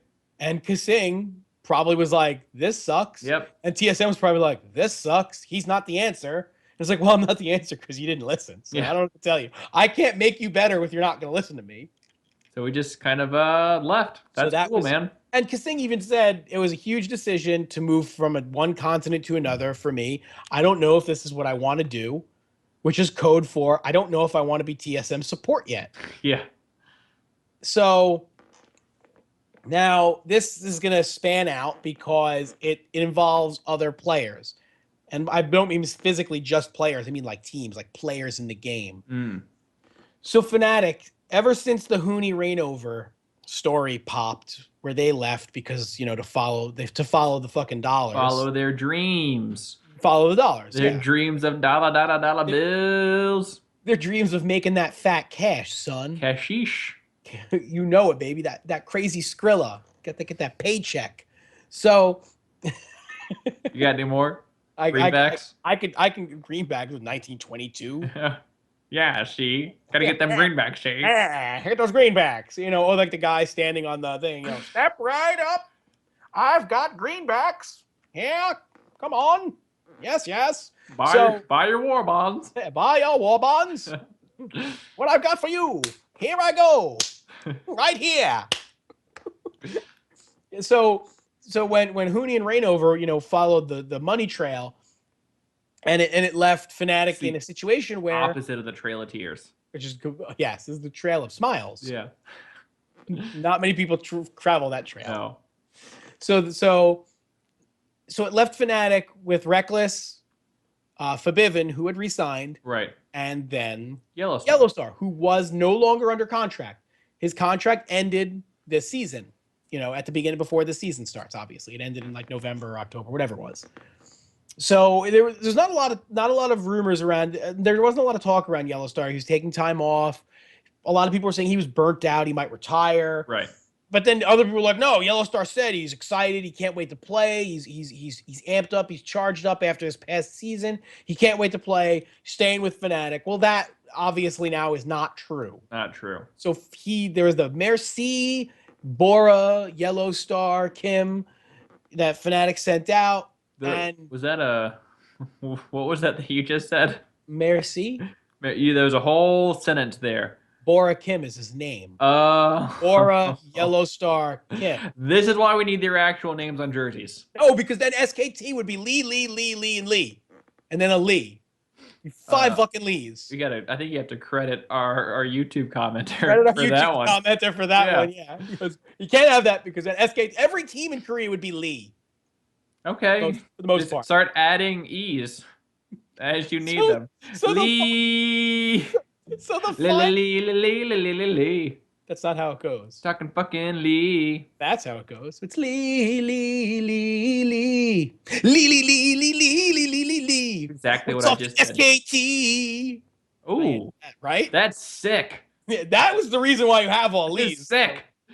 That's fucking sick. Oh my god, it's the best thing ever. So, yeah, you can't have names. Because then you get into a situation like Darshan. And I hate saying his name. Darshan. I don't care what his name is. I like it better than Zion Spartan. That's not a good name. That's why. But, it's not Slytherin Esports or whatever that team is called. Oh, God. Snape Esports. I don't know what they're called. What are they called? Slice. I was like Slice. Like Sniper? I don't know. Former why. Follow Esports changed their name to Splice with a Y. Bad names all about. But we're not at that yet. So YellowStar leaves Fnatic. Yes. No one knows where Fnatic. No one. It was a rumor for a while. Is he staying? Is he leaving? No one knows. Reckless was talking about the Huni and Reignover situation, saying that they're following the money because Europe pays like dick unless you're Reckless, and they pay you a lot of money. Right. So now the jig is up. Fucking Europe, you pay like ass. People don't come to Europe because you suck We knew this though. at This is money. not news. I didn't know this. To me, I thought you're paying people in the euro. It's a worth more than the dollar. Yeah, but you don't get a whole lot of the euros. Apparently not. Which They is pay you in Greek money. they pay you in little bit of euros. They give you little ears. Just coins. Yeah, and only the coins. There you go. This is how many euros I get. This is nothing. Well, don't spend it all in one place. Yeah, and there's always controversy around European orgs having shitty setups and shitty infrastructure. Well, there's controversy around everywhere that is shitty orgs. There's just more in Europe. Yeah. Which doesn't make a lot of sense. There's not a lot of money. Yeah. So, well, they're just keeping a lot of the money. They're not spreading the wealth. I think the people that are creating these teams are somewhat wealthy, but they're not spreading the wealth. And what they're doing is they're, bringing in players that are not well known, Huni and Reignover. They're paying them like slave wages because they can, because no one else wanted them. Right. They get more out of them than you could possibly imagine, but now they don't want to pay you. Yeah, well, they want to pay you. They don't want to pay you that much. Well, you want to get paid because you're Huni and you are the MVP, and they're like, all right, well, you made $8 an hour, so we're going to give you $8.10 an hour. And he's like, $16 an hour? And Huni's like, I'm no mathematician, but I don't want a 10-cent raise. I want that payola, son. Yeah. And they were like, whoa, merci beaucoup. And that was, we're gonna triple your pay. Like, that's only $32. No, I want MVP. I am the best player in Europe, and I'm not even European. Yeah. So fuck are you? He needs that money to get new glasses. I know. And shorts. He's like, I don't want to be Harry Potter. I don't want to be fucking Korean Harry Potter. This is terrible. So YellowStar was left with, a situation where, do I rebuild my team again? Sure, this time you have better carries, but do you want to do that again, or do you go somewhere else that has a team? Do you follow the money? Do you try to win now? What do you do? So he was left in limbo. No one knew what was going on. TSM, after the KaSing experiment didn't do what they were hoping, which was solidify them with a world-class level shot caller and support, they, I guess started looking, and the rumor mill started spinning, as it does around TSM, because they're a major organization. And they leak more than... Well, now that they have Double Lift, it's just like, it's a joke. Every fucking day. Double Lift is either a genius or a moron. It's both. I think what he is he's like a savant, like an idiot savant, but stress the idiot and kind of back off on the savant part, because he just says stupid things, but they're true. And it's on purpose. This is not like, oopsies. I don't know if it's on purpose. It's on like purpose. Accidentally on purpose. No, it's absolutely on purpose. I don't know if he's smart enough to be that cunning. Nothing he says is clever. It's just like, oh, hey, Piccaboo's in the house. Fuck. Oopsies. It's so dumb, and it drives me fucking insane. Like when he was on stream and he started playing that Piccaboo interview. He's oh, this doesn't mean anything. Yeah, I'm watching this interview from last year. Doesn't mean anything. I'm watching an interview of Piccaboo. It's from last year. Oopsies. That should be his new catchphrase. Yeah, so it is. It's dumb. So TSM is now linked to YellowStar. Hold on one second. The thing that makes me so upset about this whole leak situation is that they could go ahead and just tell everybody if Riot let them. But ever since that one time Reggie got fined for saying, oh, we have this player already. And they were like, well, guess what? You don't, because he hasn't been vetted by our NSA security team. You're getting fined $1,000. So now what's happening is they're finding little clever ways. Yeah. Little clever ways to be like, hey, look, maybe we got this person, Well, I know. Don't tell anyone. I know Double Lift said on stream, he's like, I can't say who our new support is, but it's similar to Green Moon. Yeah. Shut up. Just shut up. But here's the thing. So on the TSM website, you could buy a jersey that was YellowStar. For some reason, his name was in there. Yeah. And all of a sudden the YellowStar shirts went on sale on Fnatic, and that was before he'd even admitted he was leaving yet. So all of this stuff is happening, and you're like, oh my god, is it the merch store that's doing it? Or is it just Reggie drumming up, It's some Reggie drumming up traffic to his merch store. Yeah, but the thing is now the Daily Dot has an article saying that TSM made an offer to Piccaboo and he turned it down, and they're going to settle on YellowStar, which I mean that's a pretty good settle. Yeah, Let's that's be not. fair. It's barely settling. Yeah, right. I mean, in some circles, people would say that YellowStar might be better than Piccaboo, Yeah. and a lot of people have been saying that Piccaboo's English is really really good. And other people have been saying that his English is also not that good. Yeah, I don't know. So again, it's just a whole lot of conflicting stories. And the biggest and I know that Thorin had even said, it took TSM this long to figure out that getting a support that can speak the language of your team is like really, really important, and to shot call and to kind of keep things in order. Because Lustboy couldn't do it. Because Lustboy, yeah, he spoke English, but it isn't good. I mean, No. let's not do him any favors and lie for him. No, Lustboy, your English is very good for a non-native English speaker. But in comparison to somebody who has to run a show, no, you can't do it because your English isn't strong enough. It's not strong enough because you can't just say something. Yeah, you can't say exactly what you want to say the way it needs to be said so the rest of your players are going to understand it because of the barrier. No, you have to think about what you want to say in Korean, translate it, In say your your broken English, and then everyone has to figure that out. And then Bjergsen just looks at you and goes, I'm not going to listen to anyone. I'm just do what I want. Yeah. Now, here's the big thing. Whether it's Piccaboo and he can speak fluent English like any of us can, or it's YellowStar who can speak English as well, is TSM going to listen? That's the $1 million question. Because it looks like Bjergsen to me does not listen to shot calls. No. The more I watch Bjergsen play, the more I understand why they needed to make him the shot caller last season, simply because he will not listen to anyone else but Bjergsen. Right. Bjergsen does what Bjergsen wants. He's a honey badger. He doesn't give a fuck. He should change his name. Right? To Honey Bjerger? Badger. Badger with a J. BJ. Badger with a BJ. Ooh. Ew. That would hurt. Yeah. Maybe flaws. I mean, that's the way it looked at IEM. I mean, when they had KaSing, it was just, Bjergsen doing Bjergsen things, then Double Up was doing Double Up things, and then they lost the game. Yeah. I mean, that was it. Surprise. And fine, chalk it up to that they're playing with players that they haven't played with ever. Yeah, sure. But to look that disjointed. I'm not going to say it's not expected. I don't expect that this TSM team is going to come into the spring split and just dominate because they have a bunch of big name talent all around their team. I mean, they're going to dumpster the bad teams, and they'll probably do all right against the good teams. They're going to dumpster the teams that they can one-on-one matchup beat. Right. Outright beat. Yeah. Like when you put, Bjergsen against whoever on one of these other teams, like if whoever Pobelter goes to, you put Bjergsen one-on-one against Pobelter, Bjergsen's going to win that every day. You put Bjergsen one-on-one against Hui, Bjergsen's going to win that every day. And you hope he is, because if he doesn't, you got bigger problems. Yeah, you got to renegotiate that salary. You got problems much larger than him not listening. Right. Because if he can't beat Hui or Pobelter, then you're fucked. Right. Because those are the guys you should steamroll. And again, that's the same thing with Double Lift. And, him and YellowStar, even if they're not even on the same page, they're both individually good players that they'll be able to set, that YellowStar will be able to set Double Lift up. Yeah, that'll happen. Yeah, it's not even a matter of that. If you pit this team with a solo queue mentality against a team that has a clear shot caller and they're making clear, crisp rotations, you're going to lose that game. Easily. It might not happen right away because your individual play can carry you a pretty good distance. Yeah. But you're going to lose that game.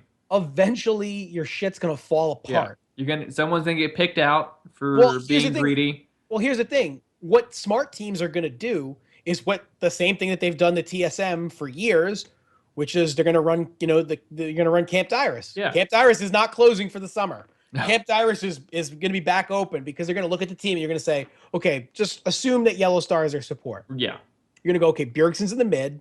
I'm not going to attack Bjergsen head on because he's their best player. Right. They've got YellowStar and Double Lift down in the bottom lane. I am not going to try and beat them head on because that's a strong lane.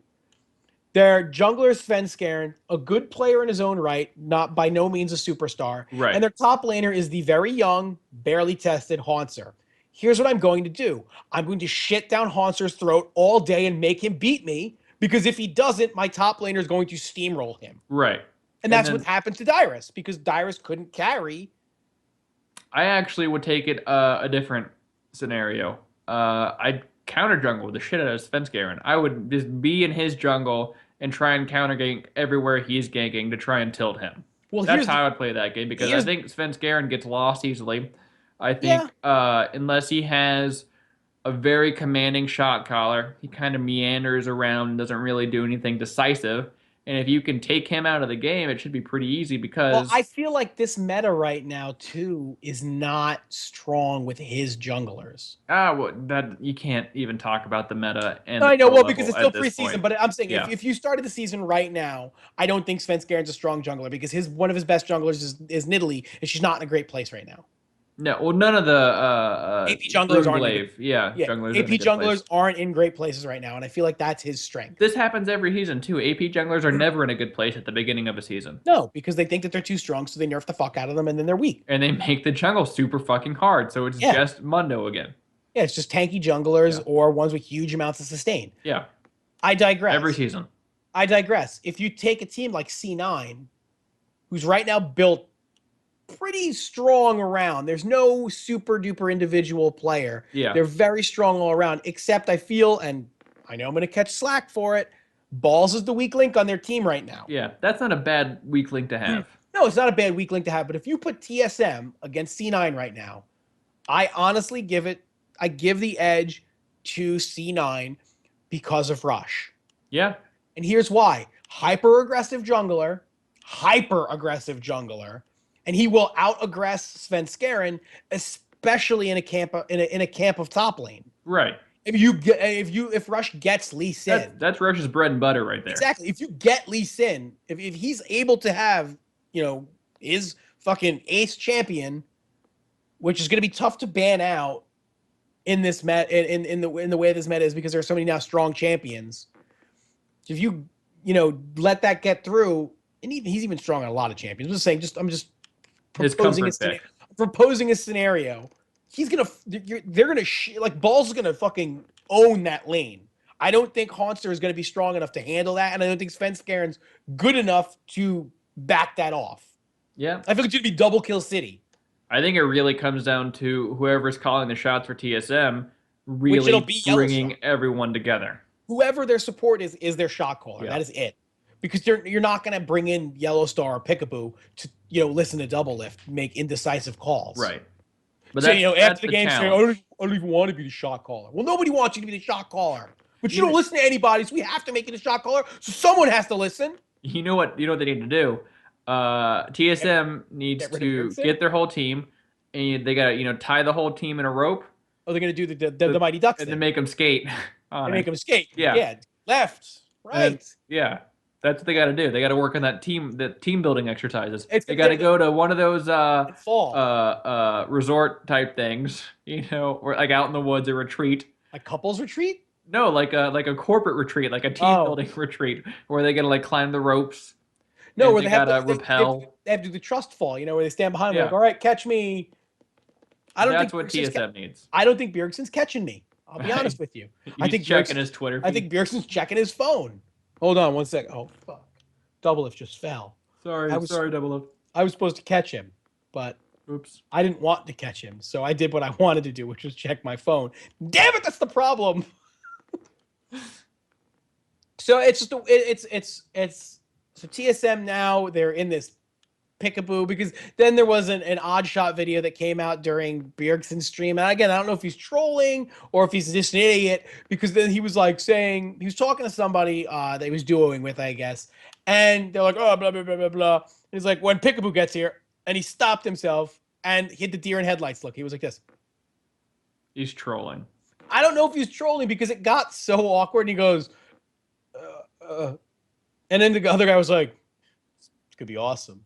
And he's like, and again, Bjergsen sat there for a minute, and he's like, man, this guy got Ludens. And it was just so, it was such an awkward moment that it was almost I don't believe any of it. Well, that's what I'm saying. And now it's hard to believe. I don't know what to believe anymore, which is exactly what TSM wants.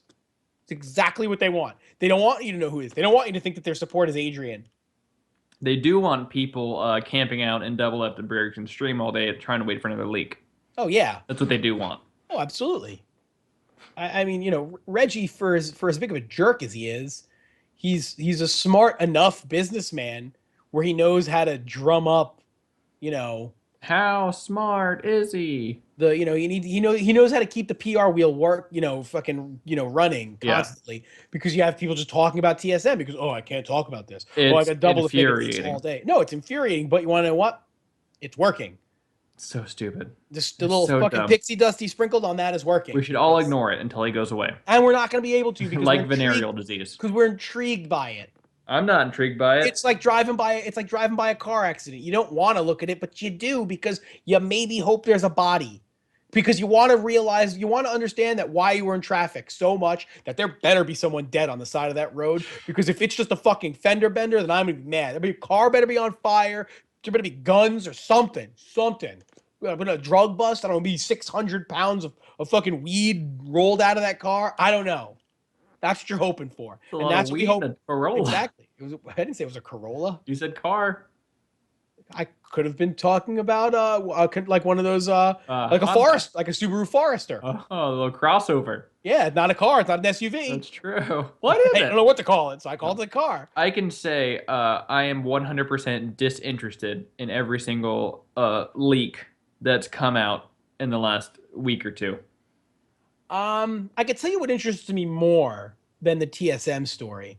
It's the fact that Europe is crumbling. Oh Jesus, it's a total exodus. I have never seen this is like this is biblical proportions Yeah. of an exodus.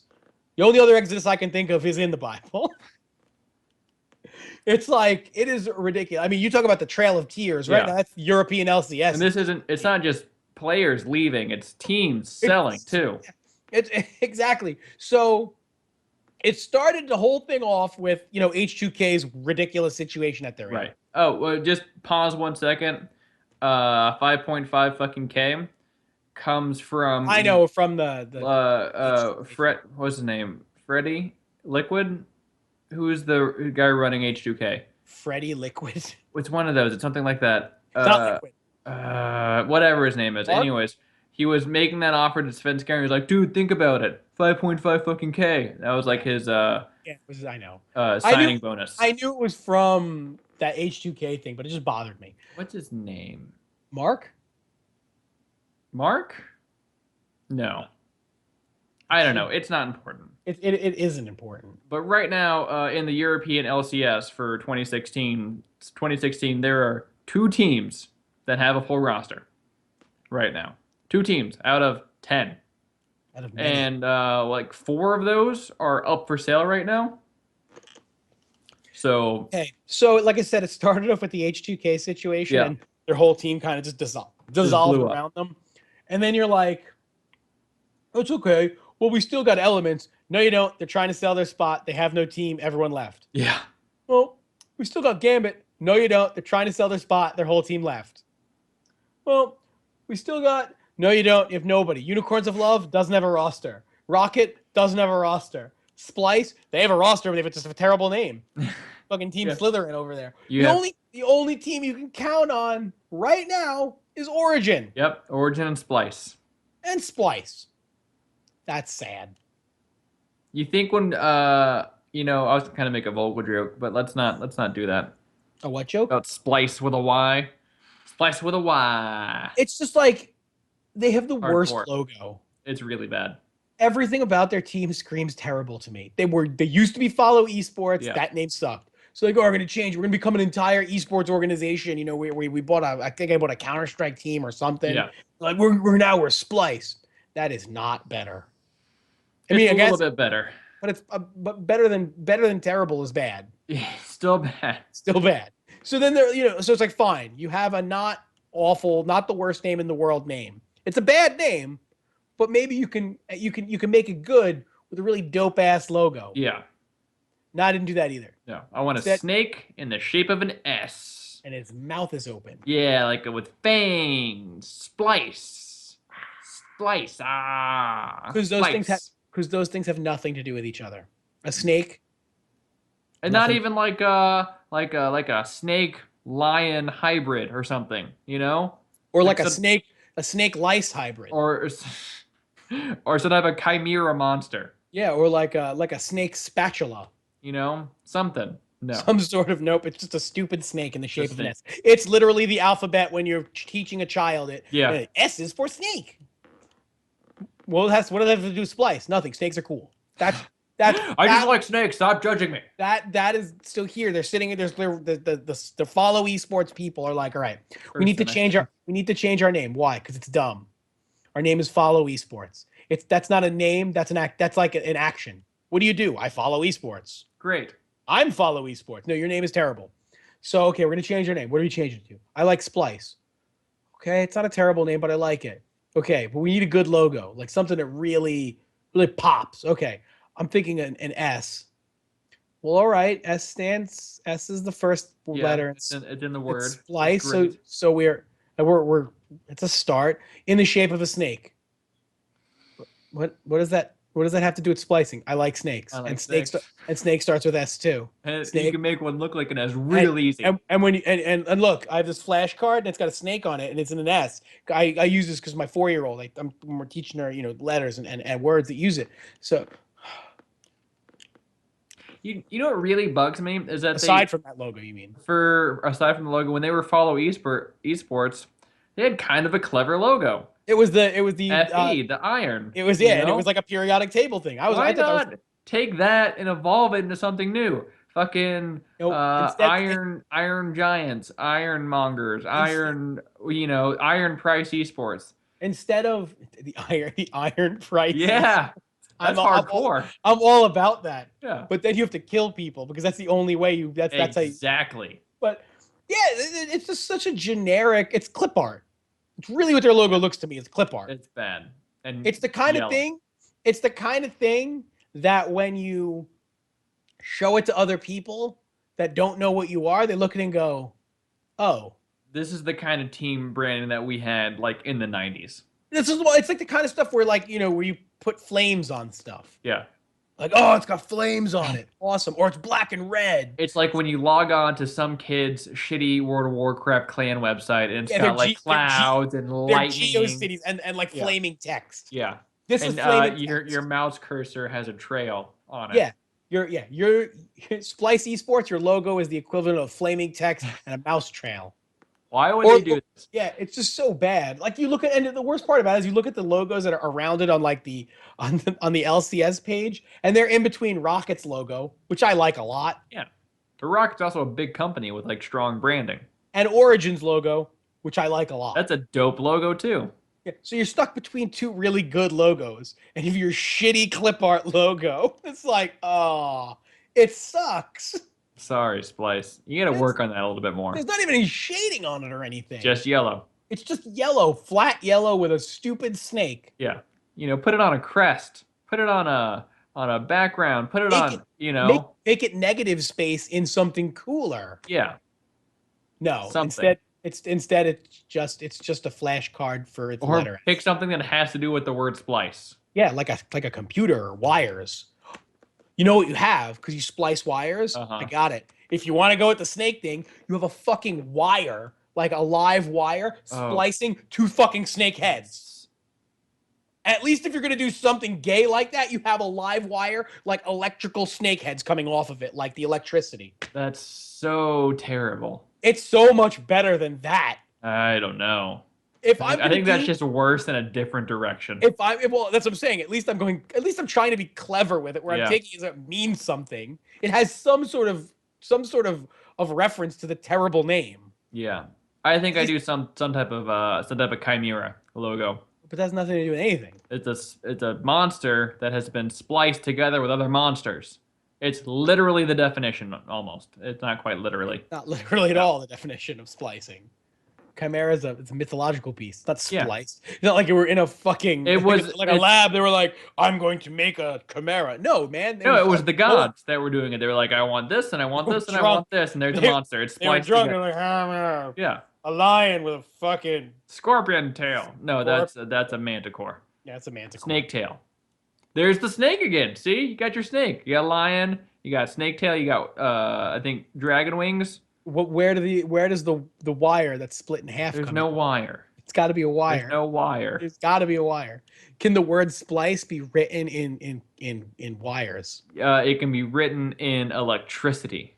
Oh, it's Like almost as good as lightning flaming bolts. text. Yeah. It's almost as good as flaming text. That's where it's at. Fire syndrome. God, it's bad. It's just awful. Need some work on that branding. Yeah, get back on that because that's a shitty. It's probably not too late either. Yeah. Hey, owner of Splice, stop letting your 13-year-old son design your logo. And we got 2 winners in North America for branding too. We have Energy, which is pretty clever. The logo looks good, and it's an acronym already. They really kind of ticked the big 3 right there. And Immortals, which is a good name and a cool looking helmet logo. Their logo is Pantheon. Yeah. They went directly for League of Legends. Yep. They're going to use Pantheon as their logo. Great. It looks great. Well, they're using Immortal because that's like I guess it's a kind of like a god is what they were going for. Yeah, that's exactly what was that unclear? Well, Pantheon's pretty on the nose. Pantheon's not a god. Demigod. I'm a demigod. Face is a demigod. Mom's a demigod. That would also make me a demigod. I think you'd be like a demigod. Demi? Like you're like a quarter god. Because a demigod's half god. No. Demigod is just partial god. I thought it was half god. No, because your mom partial. is a god and your dad is a plumber, or your dad is a god and your mom is a stripper. Just partial. Doesn't have to be half. I think it's half. Doesn't have to be half. You read the same Percy Jackson books I did. Yeah, but they were all like all of them were their dads were gods or their moms. Only at Camp Half-Blood. In the Roman camp.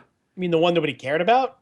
The bigger camp, the one that almost destroyed Camp Half-Blood. Spoiler alert. Right. Well, that's because they were more militarily generations and generations and generations of demigods. They were more militarily trained. Yeah, they're Romans. Because in Camp. Why are we talking about this on a League of Legends podcast? Because it's a great book. It's an excellent book. Read The Lost Hero. Regardless, so their logo is Pantheon. And honestly, though, America does have the one with the best logo of all the teams, which is Renegades. Oh yeah, the Bandit. That's fucking. It's amazing. That's such a good logo. Yeah. Go Renegades. Good team name, good logo, cool good website. Branding, cool website, neat merch with the fucking bandanas. Shadowy, super nice guy. Nice guy. Maybe Freeze. We'll see. Maybe Freeze. They have Remelia. Great all around org. Yeah. World champions. Right there.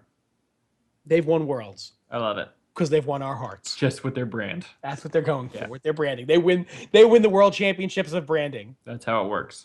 That is how it works. Yeah. So like again, back to the Exodus. So Gambit's selling their squad, right. their spot. Elements is selling their spot. Mm-hmm. Nobody has a team. Giants doesn't have a team. Giants is missing 2 players. H2K maybe has 1 guy. I think they have Ryu is on under contract. They announced they had like 1 or 2 others, but I think Otawamne is also still on contract actually. I mean I don't. Oh, actually, they're all under contract until January 5th. No, those are wrong. That's got to be outdated. Yeah, can't be right. So all these teams are now selling their spots because also in America, Gravity spots for sale, Tip spots for sale. Immortals doesn't have a lineup. We're like what, a month and a half out? Something like that, yeah. Of away from the start of the season, and you're telling me that there are potentially 4 to 5 teams that don't have lineups at all? Yeah. Hell, some don't even have a fucking the potential for a team. This is what happens when organizations realize their spot in the tournament is more valuable than winning the tournament. Thank you, Coast, for creating a shitty trend. Yeah.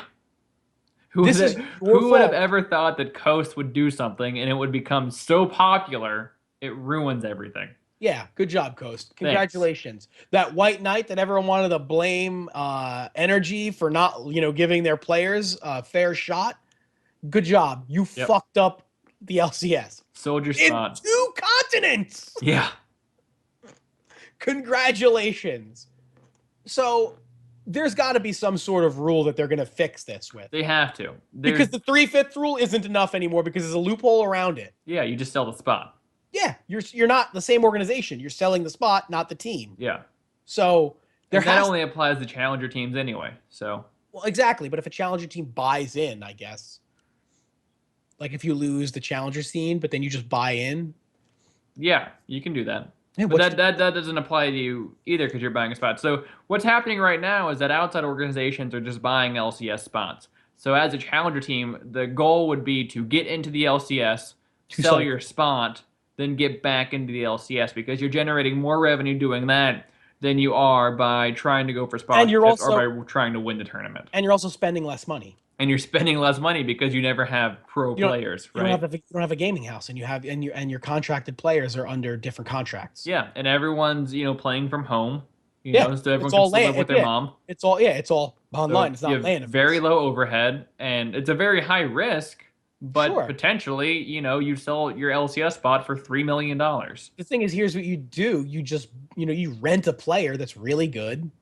Get a ringer, yeah. And you get a ringer, you win, and then you don't have to worry about because he's only under a fucking contract to get you into the LCS, and then he's gone, and you sell your spot. And you know what? I'm sure there's some players out there that don't really want to be pro players, but are willing to try and get into the LCS for a little bit of that team money.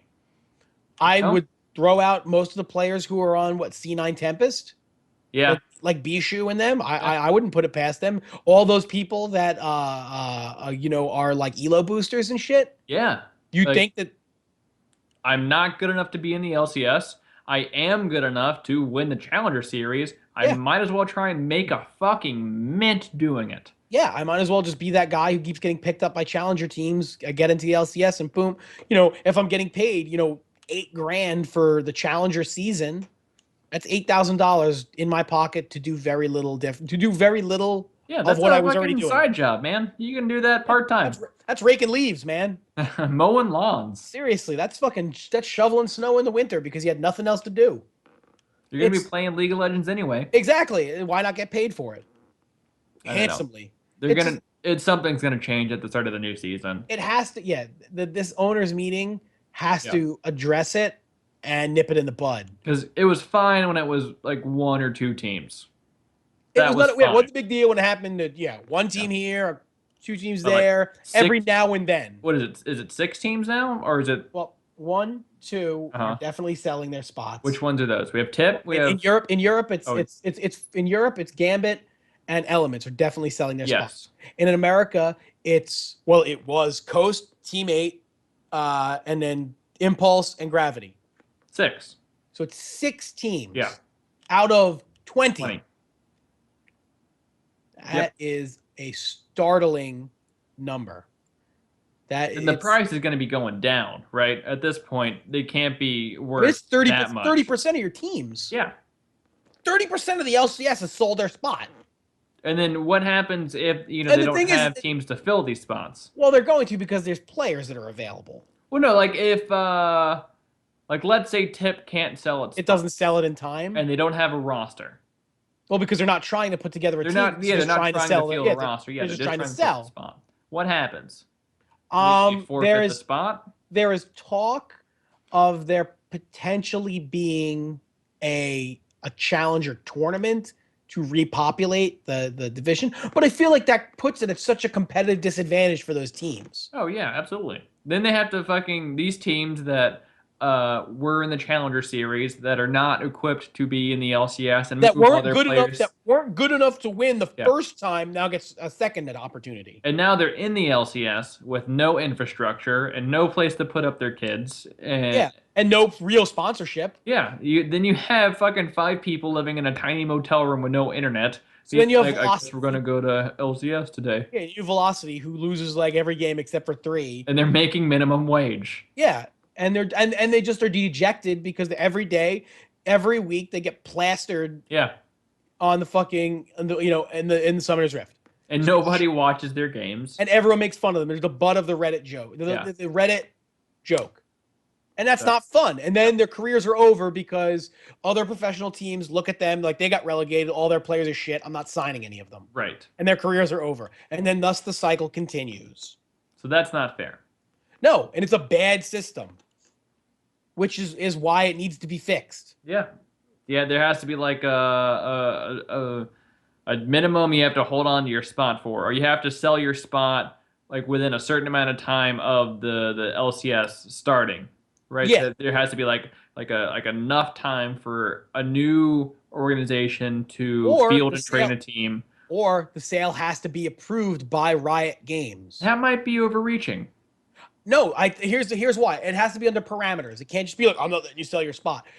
The organization has to have a clear picture and like have a a business plan, Right. and already be in conversations with at least conversations with available talent. So what you're saying is not really scrutinized or vetted by Riot Games, but there has to be a checklist. They have to Team has to have housing for the players. Team has to have exactly. training equipment for the players. Team has to be able to pay the players' There has to, salary there has to, in there has to addition be to the Riot salary. there has to be some sort of either funds of like this is our funds available for the team. Like this is what Right. we've made available for creating our esports team. You basically, it's like a PowerPoint of this is how we're going to do business, and this is in terms of the team assets how we are going to do it. You gotta check the list. Yeah, and it's not about playing favorites and being like, oh, I don't want this team in, or oh, I want this team in. It's you like just in other sports when a team moves or they expand, there comes to an owner's vote.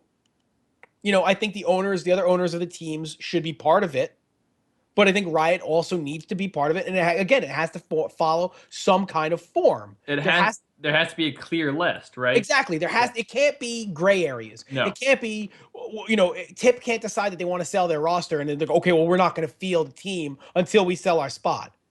No. You know what I mean? Like stuff like that you can't have happen because there has to be number one, there has to be a drop dead date. Yeah. Whereas if you're not sold at this point, you have to field your team. Yeah. And you're in the LCS. When you decided that you wanted to be a professional League of Legends organization, an esports organization, you made an agreement that you are going to remain competitive and you are going to continue to remain competitive until you are no longer an organization. Is there a precedence for that in other sports? Like, what happens if like the Dodgers run out of money? Well, And really bad example because they're the richest what if team the in sports. Astros run out of money? Well, there is sort of a precedent for that, because there was a situation where what team was it? I forget who it was that was actually owned by Major League Baseball. Okay. Who the hell was it? Let's call them that old baseball team. It doesn't matter. It was doesn't matter the name. Baseball team A. They were actually owned by Major League Baseball because the team didn't have enough. There was no ownership. Okay. They were basically owned by baseball, and the ownership group that was sort of like the skeleton owner. Was baseball? I think it actually happened in basketball too. So it has happened in sports where you have, instead of them being owned by a in singular person or an ownership group, they were owned by the league, and the league conducted the business for the team. But what happens with situations like that is you have this skeleton ownership who's still selling off their team, that they're still in power. You have owner A who's trying to sell the team and doesn't want them anymore. Right. So really, it's owned by the league, but they're still collecting a check and being managed by the league. Exactly, but it's owned, and there's still like a general manager and whatever. But they're just selling off assets, right? And the league doesn't allow that. Like it's just like they're not like, okay, we're gonna trade our best player for 5 pieces of bullshit because we can't pay him, so we don't care. You can't do that. Well, no, they don't allow it, and they blocked that situation before, where teams aren't allowed to do that. And it happened in baseball a few years ago, like 40 years ago, where the A's were a championship team and they were winning every year. I think they won like 2 or 3 years in a row. And then the owner just kind of like ran out, like didn't want to spend it, and he didn't want to spend money anymore. And he just started shipping his best players off all over the place for nothing. Mm-hmm. And just fire sailed it. Yeah, and baseball stepped in. And the Marlins are notorious for that. They won the World Series and they fire sailed their whole team. The next year they were garbage because they sold. What are the repercussions for doing that? What happens?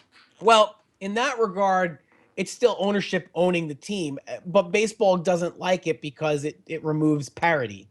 Yeah. And it also makes that team and that region that they represent, essentially, that, part of United States, it makes them, it just make an attractive commodity. No one wants to watch a bad team play, so you don't sell tickets. So your games are empty on television. Yeah.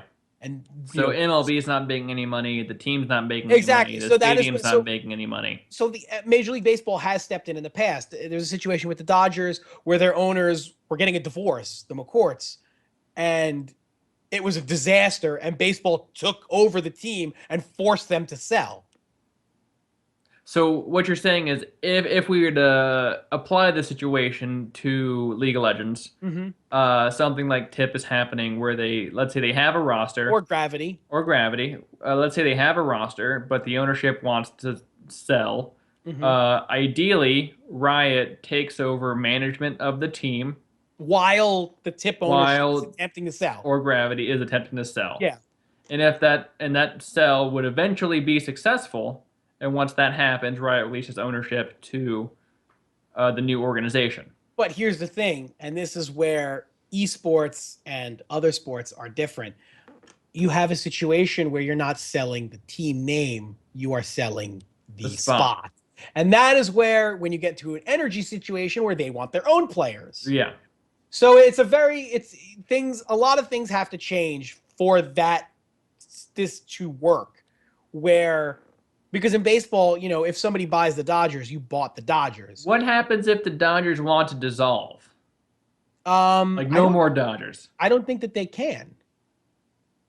I mean, you can move and rebrand. Yeah. Because like the Expos did it when they moved to Washington and became the Nationals. Grizzlies did it when they were the Grizzlies. Yeah, but they were Vancouver and they moved to Memphis. Yeah. That's the thing. It's not. That's the team though. Moving around. Yeah. But it still could be a different ownership group. And then if like a different ownership group is like, I bought the Indians, but I don't want to be in Cleveland and I don't want to be the Indians. So I'm going to buy the Indians. And then next year I want to move to Los Angeles and become the Hollywood Stars. And I want to be, that's what I want to call myself, the Hollywood Stars. But if I want to buy the Bengals. But the thing is that you have to then be approved. Like the league has to vote on it. You can't just say, I want to pick up the Indians and move them to Hollywood. Yeah. Because baseball or whatever sport you're doing this in may not let you. Right. But there's no way you could buy a team, say this isn't working, I don't want this team anymore, and then just let it dissolve into nothing. Nope. That can't happen. You cannot do that. Gotcha. Because again, of the fact that there are contracts involved. And there's no way to have an empty slot in an MLB or an NBA. No sport would allow it. And now baseball or other sports rather can vote to contract a team. To make a new team? No, to dissolve a team. Dissolve a team. Yeah. But that's a decision that can't be made by a team. It has to be made by the governing body. And what happens in that situation? The players are basically just all made free agents. Right, but is there a new team to fill that spot? No. It's just gone. It's just gone. The team's contracted. They're no longer a team. Just as much as they can expand.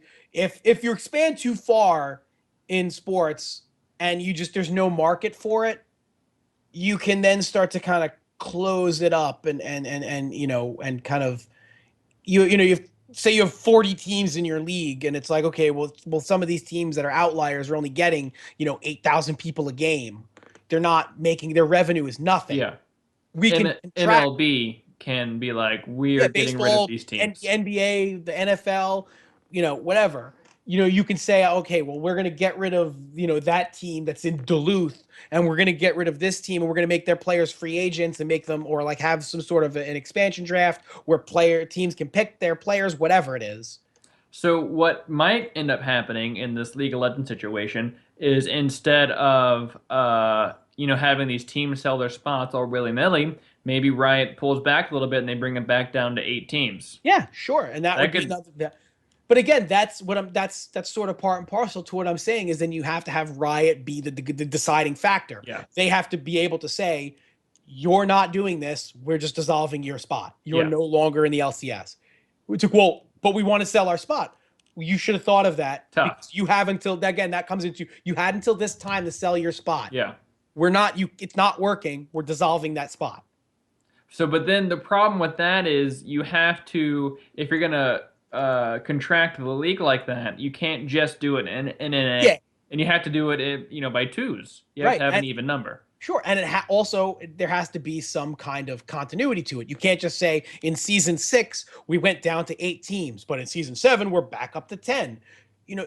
There has to be some sort of continuity where you're sticking with at least saying in 5-year increments where you're like, this is how we're going to do it. This is how it's going to remain until it shows that it's working.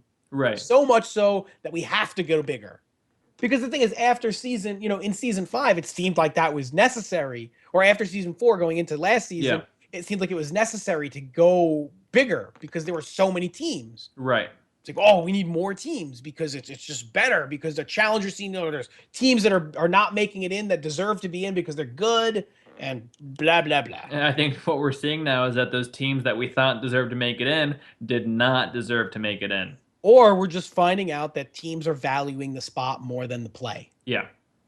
And that, again, it's a problem. It's a problem because all they're looking at is spots as dollar signs. Yeah. Instead of an opportunity to create a long-lasting organization that its primary function is to further esports and further themselves in regards to esports, to create a name, a brand, a team that's bigger than just this. They're just looking as a fast way to cash in on playing well. An institution. Exactly. Right? That's what you want to do. You want to create an institution. Yeah, you want to create another CLG. You want to create another TSM. You want to create something that is a staple, a mainstay that's not going anywhere, that's going to make you steady money every single year. Yeah. It's going to be a commodity instead of it just being treated like a bullshit commodity that you're just going to be able to flip. It's not that shitty house at the end of the block, right? Exactly. You can't buy it, renovate it, and then flip it for 3 times the value. This is not flip that house. But that's what they're doing. Yeah. That's exactly what these teams are doing. They're taking Coast, which was a bullshit brand, putting a couple of good players on it, winning, getting in the LCS, and flipping that team. You think that was their plan all along? Yes. In the very beginning? I believe it 100%. I think to think otherwise is to just be fooling yourself. I think that team has that team, that ownership group, whatever you want to call it, has always been out to make money and not win. That's why their buyouts are so high on these good players, right? You have to get into the LCS for get their return. So that they can sell. But the thing, like I say, where would they've been? They were in the LCS and then they were gone. Yeah, and they got back in and they realized that they're never going to be a championship organization because they don't care enough to be a championship organization. They're not putting superstar players on their team. They're putting players that are just good enough to win. A little bit. And the players that are just good enough to win could be superstar players if they had the support and the foundation to actually. If there was what's the word that I'm looking for? If you created like just some sort of a culture. Yeah.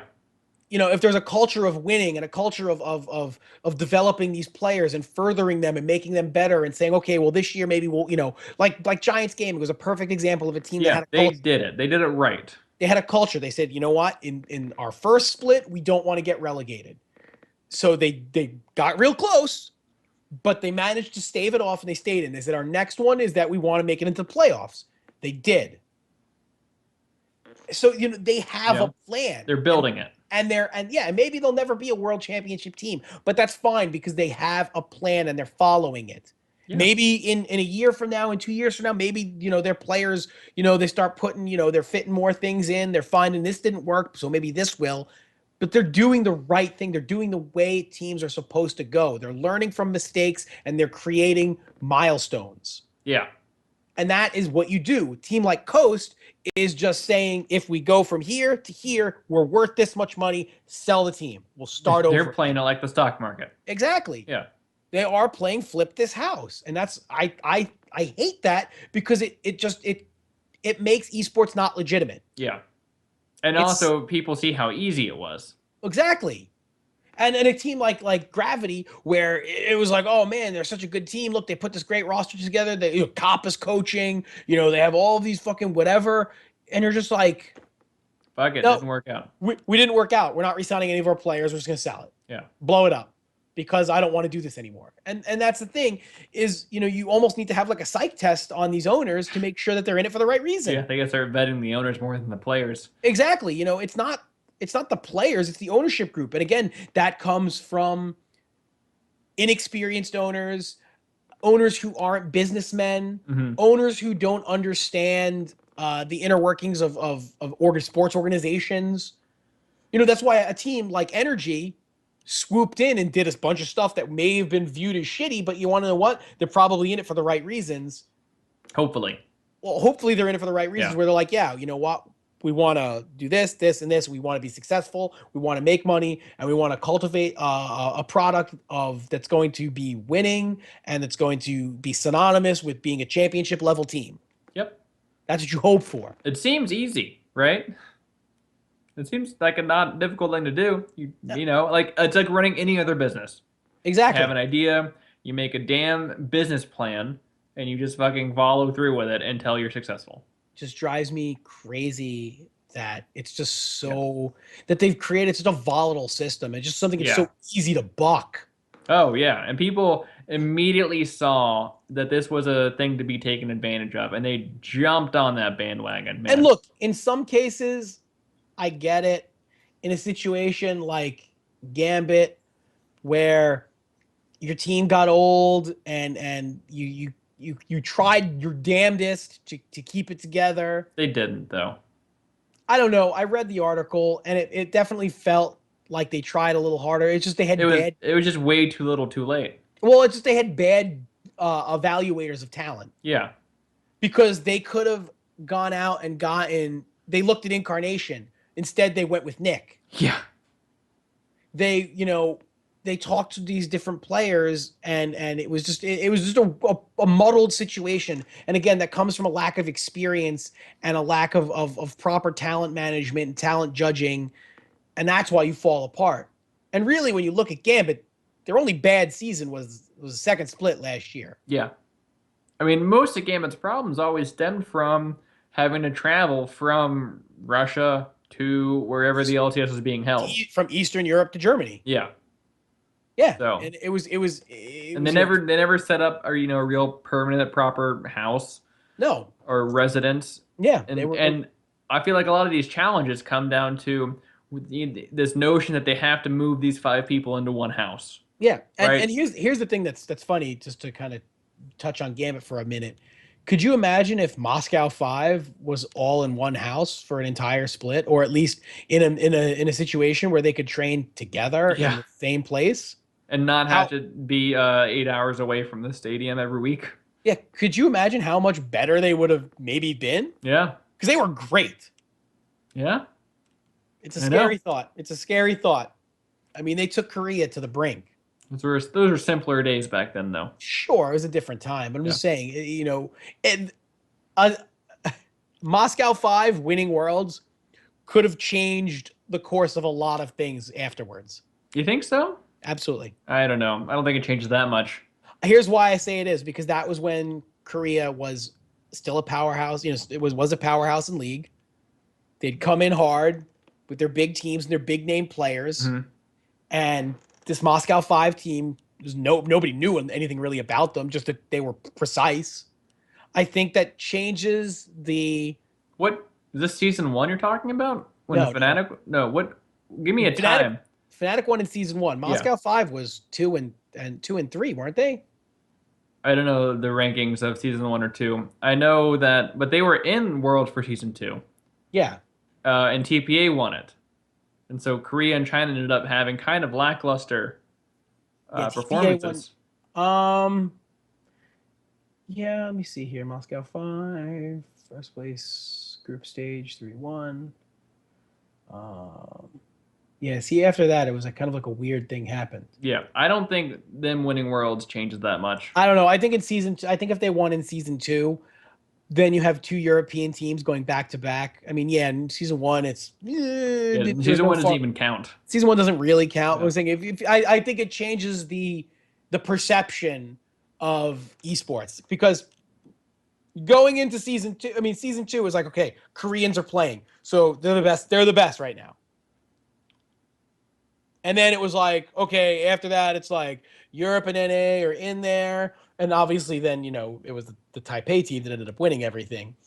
But I think if Moscow 5 had won Worlds in season 2, I think that changes the perception. And I think it puts Europe and Korea on a level bar at Mm, that point in time. I don't know. I think things stay the same. I think the infrastructure and management in Europe stays still kind of subpar, and Korea just tend to start taking things even more Well, here's what seriously. it is. You're also talking about a team that had difficulties getting everyone together, now being $1 million team. Yeah, but just the $1 million for the rest of their lives. Like it's not. I understand I that, but don't know. I think it changes the fortunes and it creates a team that maybe now has the flexibility to be in a team, be in And a they house together, and they whatever. won stuff in the past. It's not like they weren't winning anything. They just Oh didn't no, win I worlds. understand that. I don't know. I personally think it changes the perception. I don't know. I think it makes Europe a better region. I don't know. I don't think it changes anything. I think it's the same. So saying, TPA won worlds and they're not really a better region now. I really because I think that their region is considered very good. It's a strong region, Their but region is they're considered better than America. at the yeah, but are they that much stronger than they were in season 2? I think so. I think we just know more about them.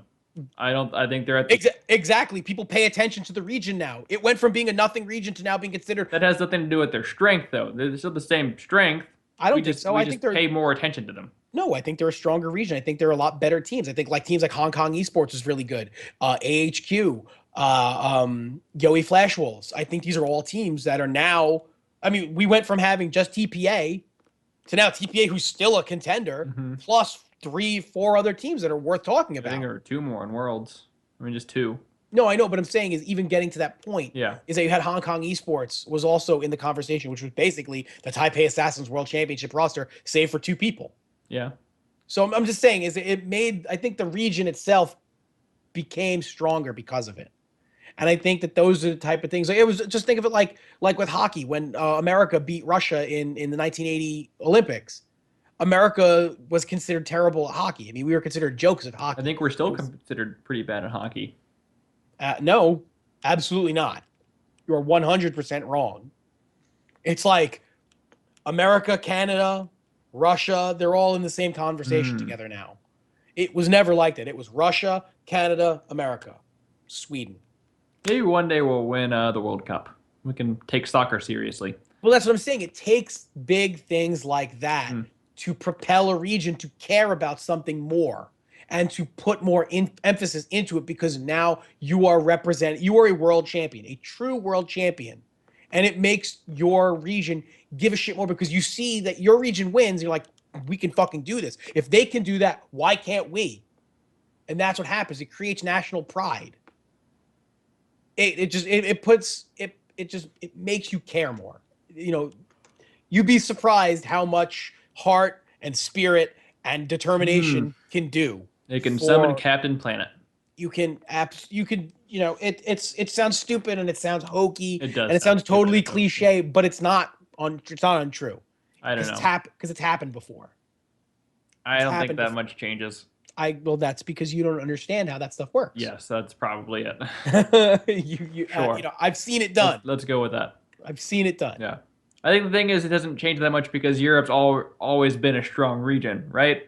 There's never been a point where Europe was like, oh, Europe's not going to do anything this year. I just think it puts them. I think it puts them instead of it being a contender, instead of saying Europe is going to be pretty good this year. To they won. Moscow 5 won last year. Who's going to unseat them? Who's the next team that's going to come up and beat this world class team, this world champion team? And I said it just makes every other team step up their game because their region represents the world champion. But Europe's also already won the world But it championships doesn't too. get that. But it doesn't count in season 1 because it wasn't a real world championship because you weren't playing against the other best teams. I mean, it kind of counts. It doesn't really. You just said before it doesn't. Now you're so asing It's it. got a big. I just wish you would be nicer to me. I like to handle criticism head on. I don't listen to criticism. Also, be nice to me. Yeah, also be Yeah. nice to me. So that's all I'm saying. It's we went off on tangent on that, but that's how I feel about it. Strong feelings. Yeah, it is strong feelings, and it's back to the whole teams leaving, and it sucks that a team like that had fallen so far. And you Yeah, see teams it like really is a shame. SK Gaming get relegated. All these big teams that are no longer around. It's just this old guard's no longer able to stay relevant anymore. And the new guard isn't trying to be relevant. No. Those goddamn millennials.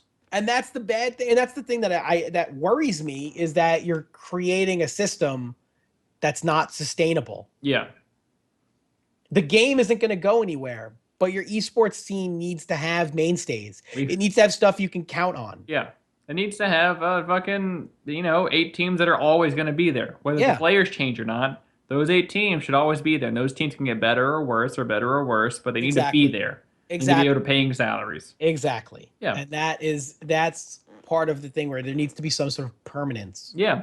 So kind of the argument against relegation, really. Like, should we have a relegation? Maybe not.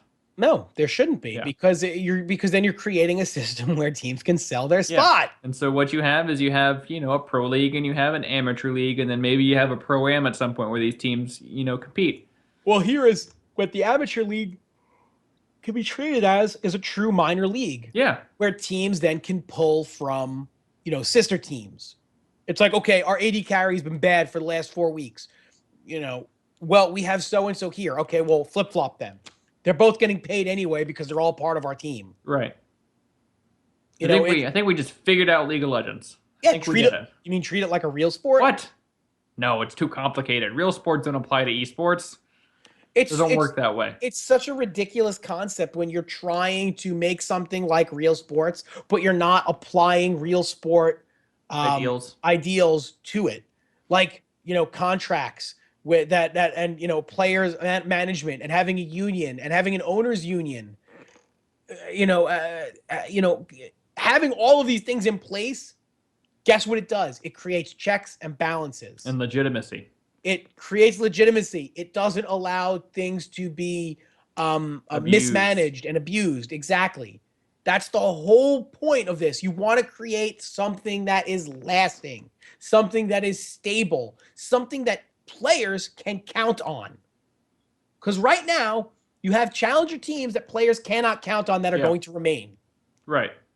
And then, they're trying to make their career in a short term and make enough money to then maybe do something with it later on, either, analyst or coach or a shoutcaster or whatever it is, to remain relevant in the scene. And you're taking that opportunity away from them because you want to make a buck. Yep. Quick buck too. A quick buck, yeah. And it's unfair. It's an unfair situation to the players. It's unfair to the fans. It's unfair to the other teams that are trying to do something that you don't care about. Yeah. Because you're taking competitive integrity and you're destroying it. You just used competitive integrity in a non-meme context. You did it. You win the podcast. Competitive integrity is a real thing. You win the podcast. Yeah, I just know how to use it. Nice job. I'm very proud of you, actually. Thank you. Yeah. It's just, I don't know. It's an irksome situation. We have run a little long on time. We have run very long on time. I think it's time we wrap it up. It is time we wrap it up. Thank you guys so much for listening. It's been a long one. We were passionate. We talked about poop. We talked about poop, and we talked about legitimizing esports. Yeah. So in very, very few instances can you get those two things into such a harmonious, synergizing, beautiful moment. Thank you guys again. I, of course, am Captain Hooks. And I am Panda Man. And we will see you on the Rift. Bye-bye.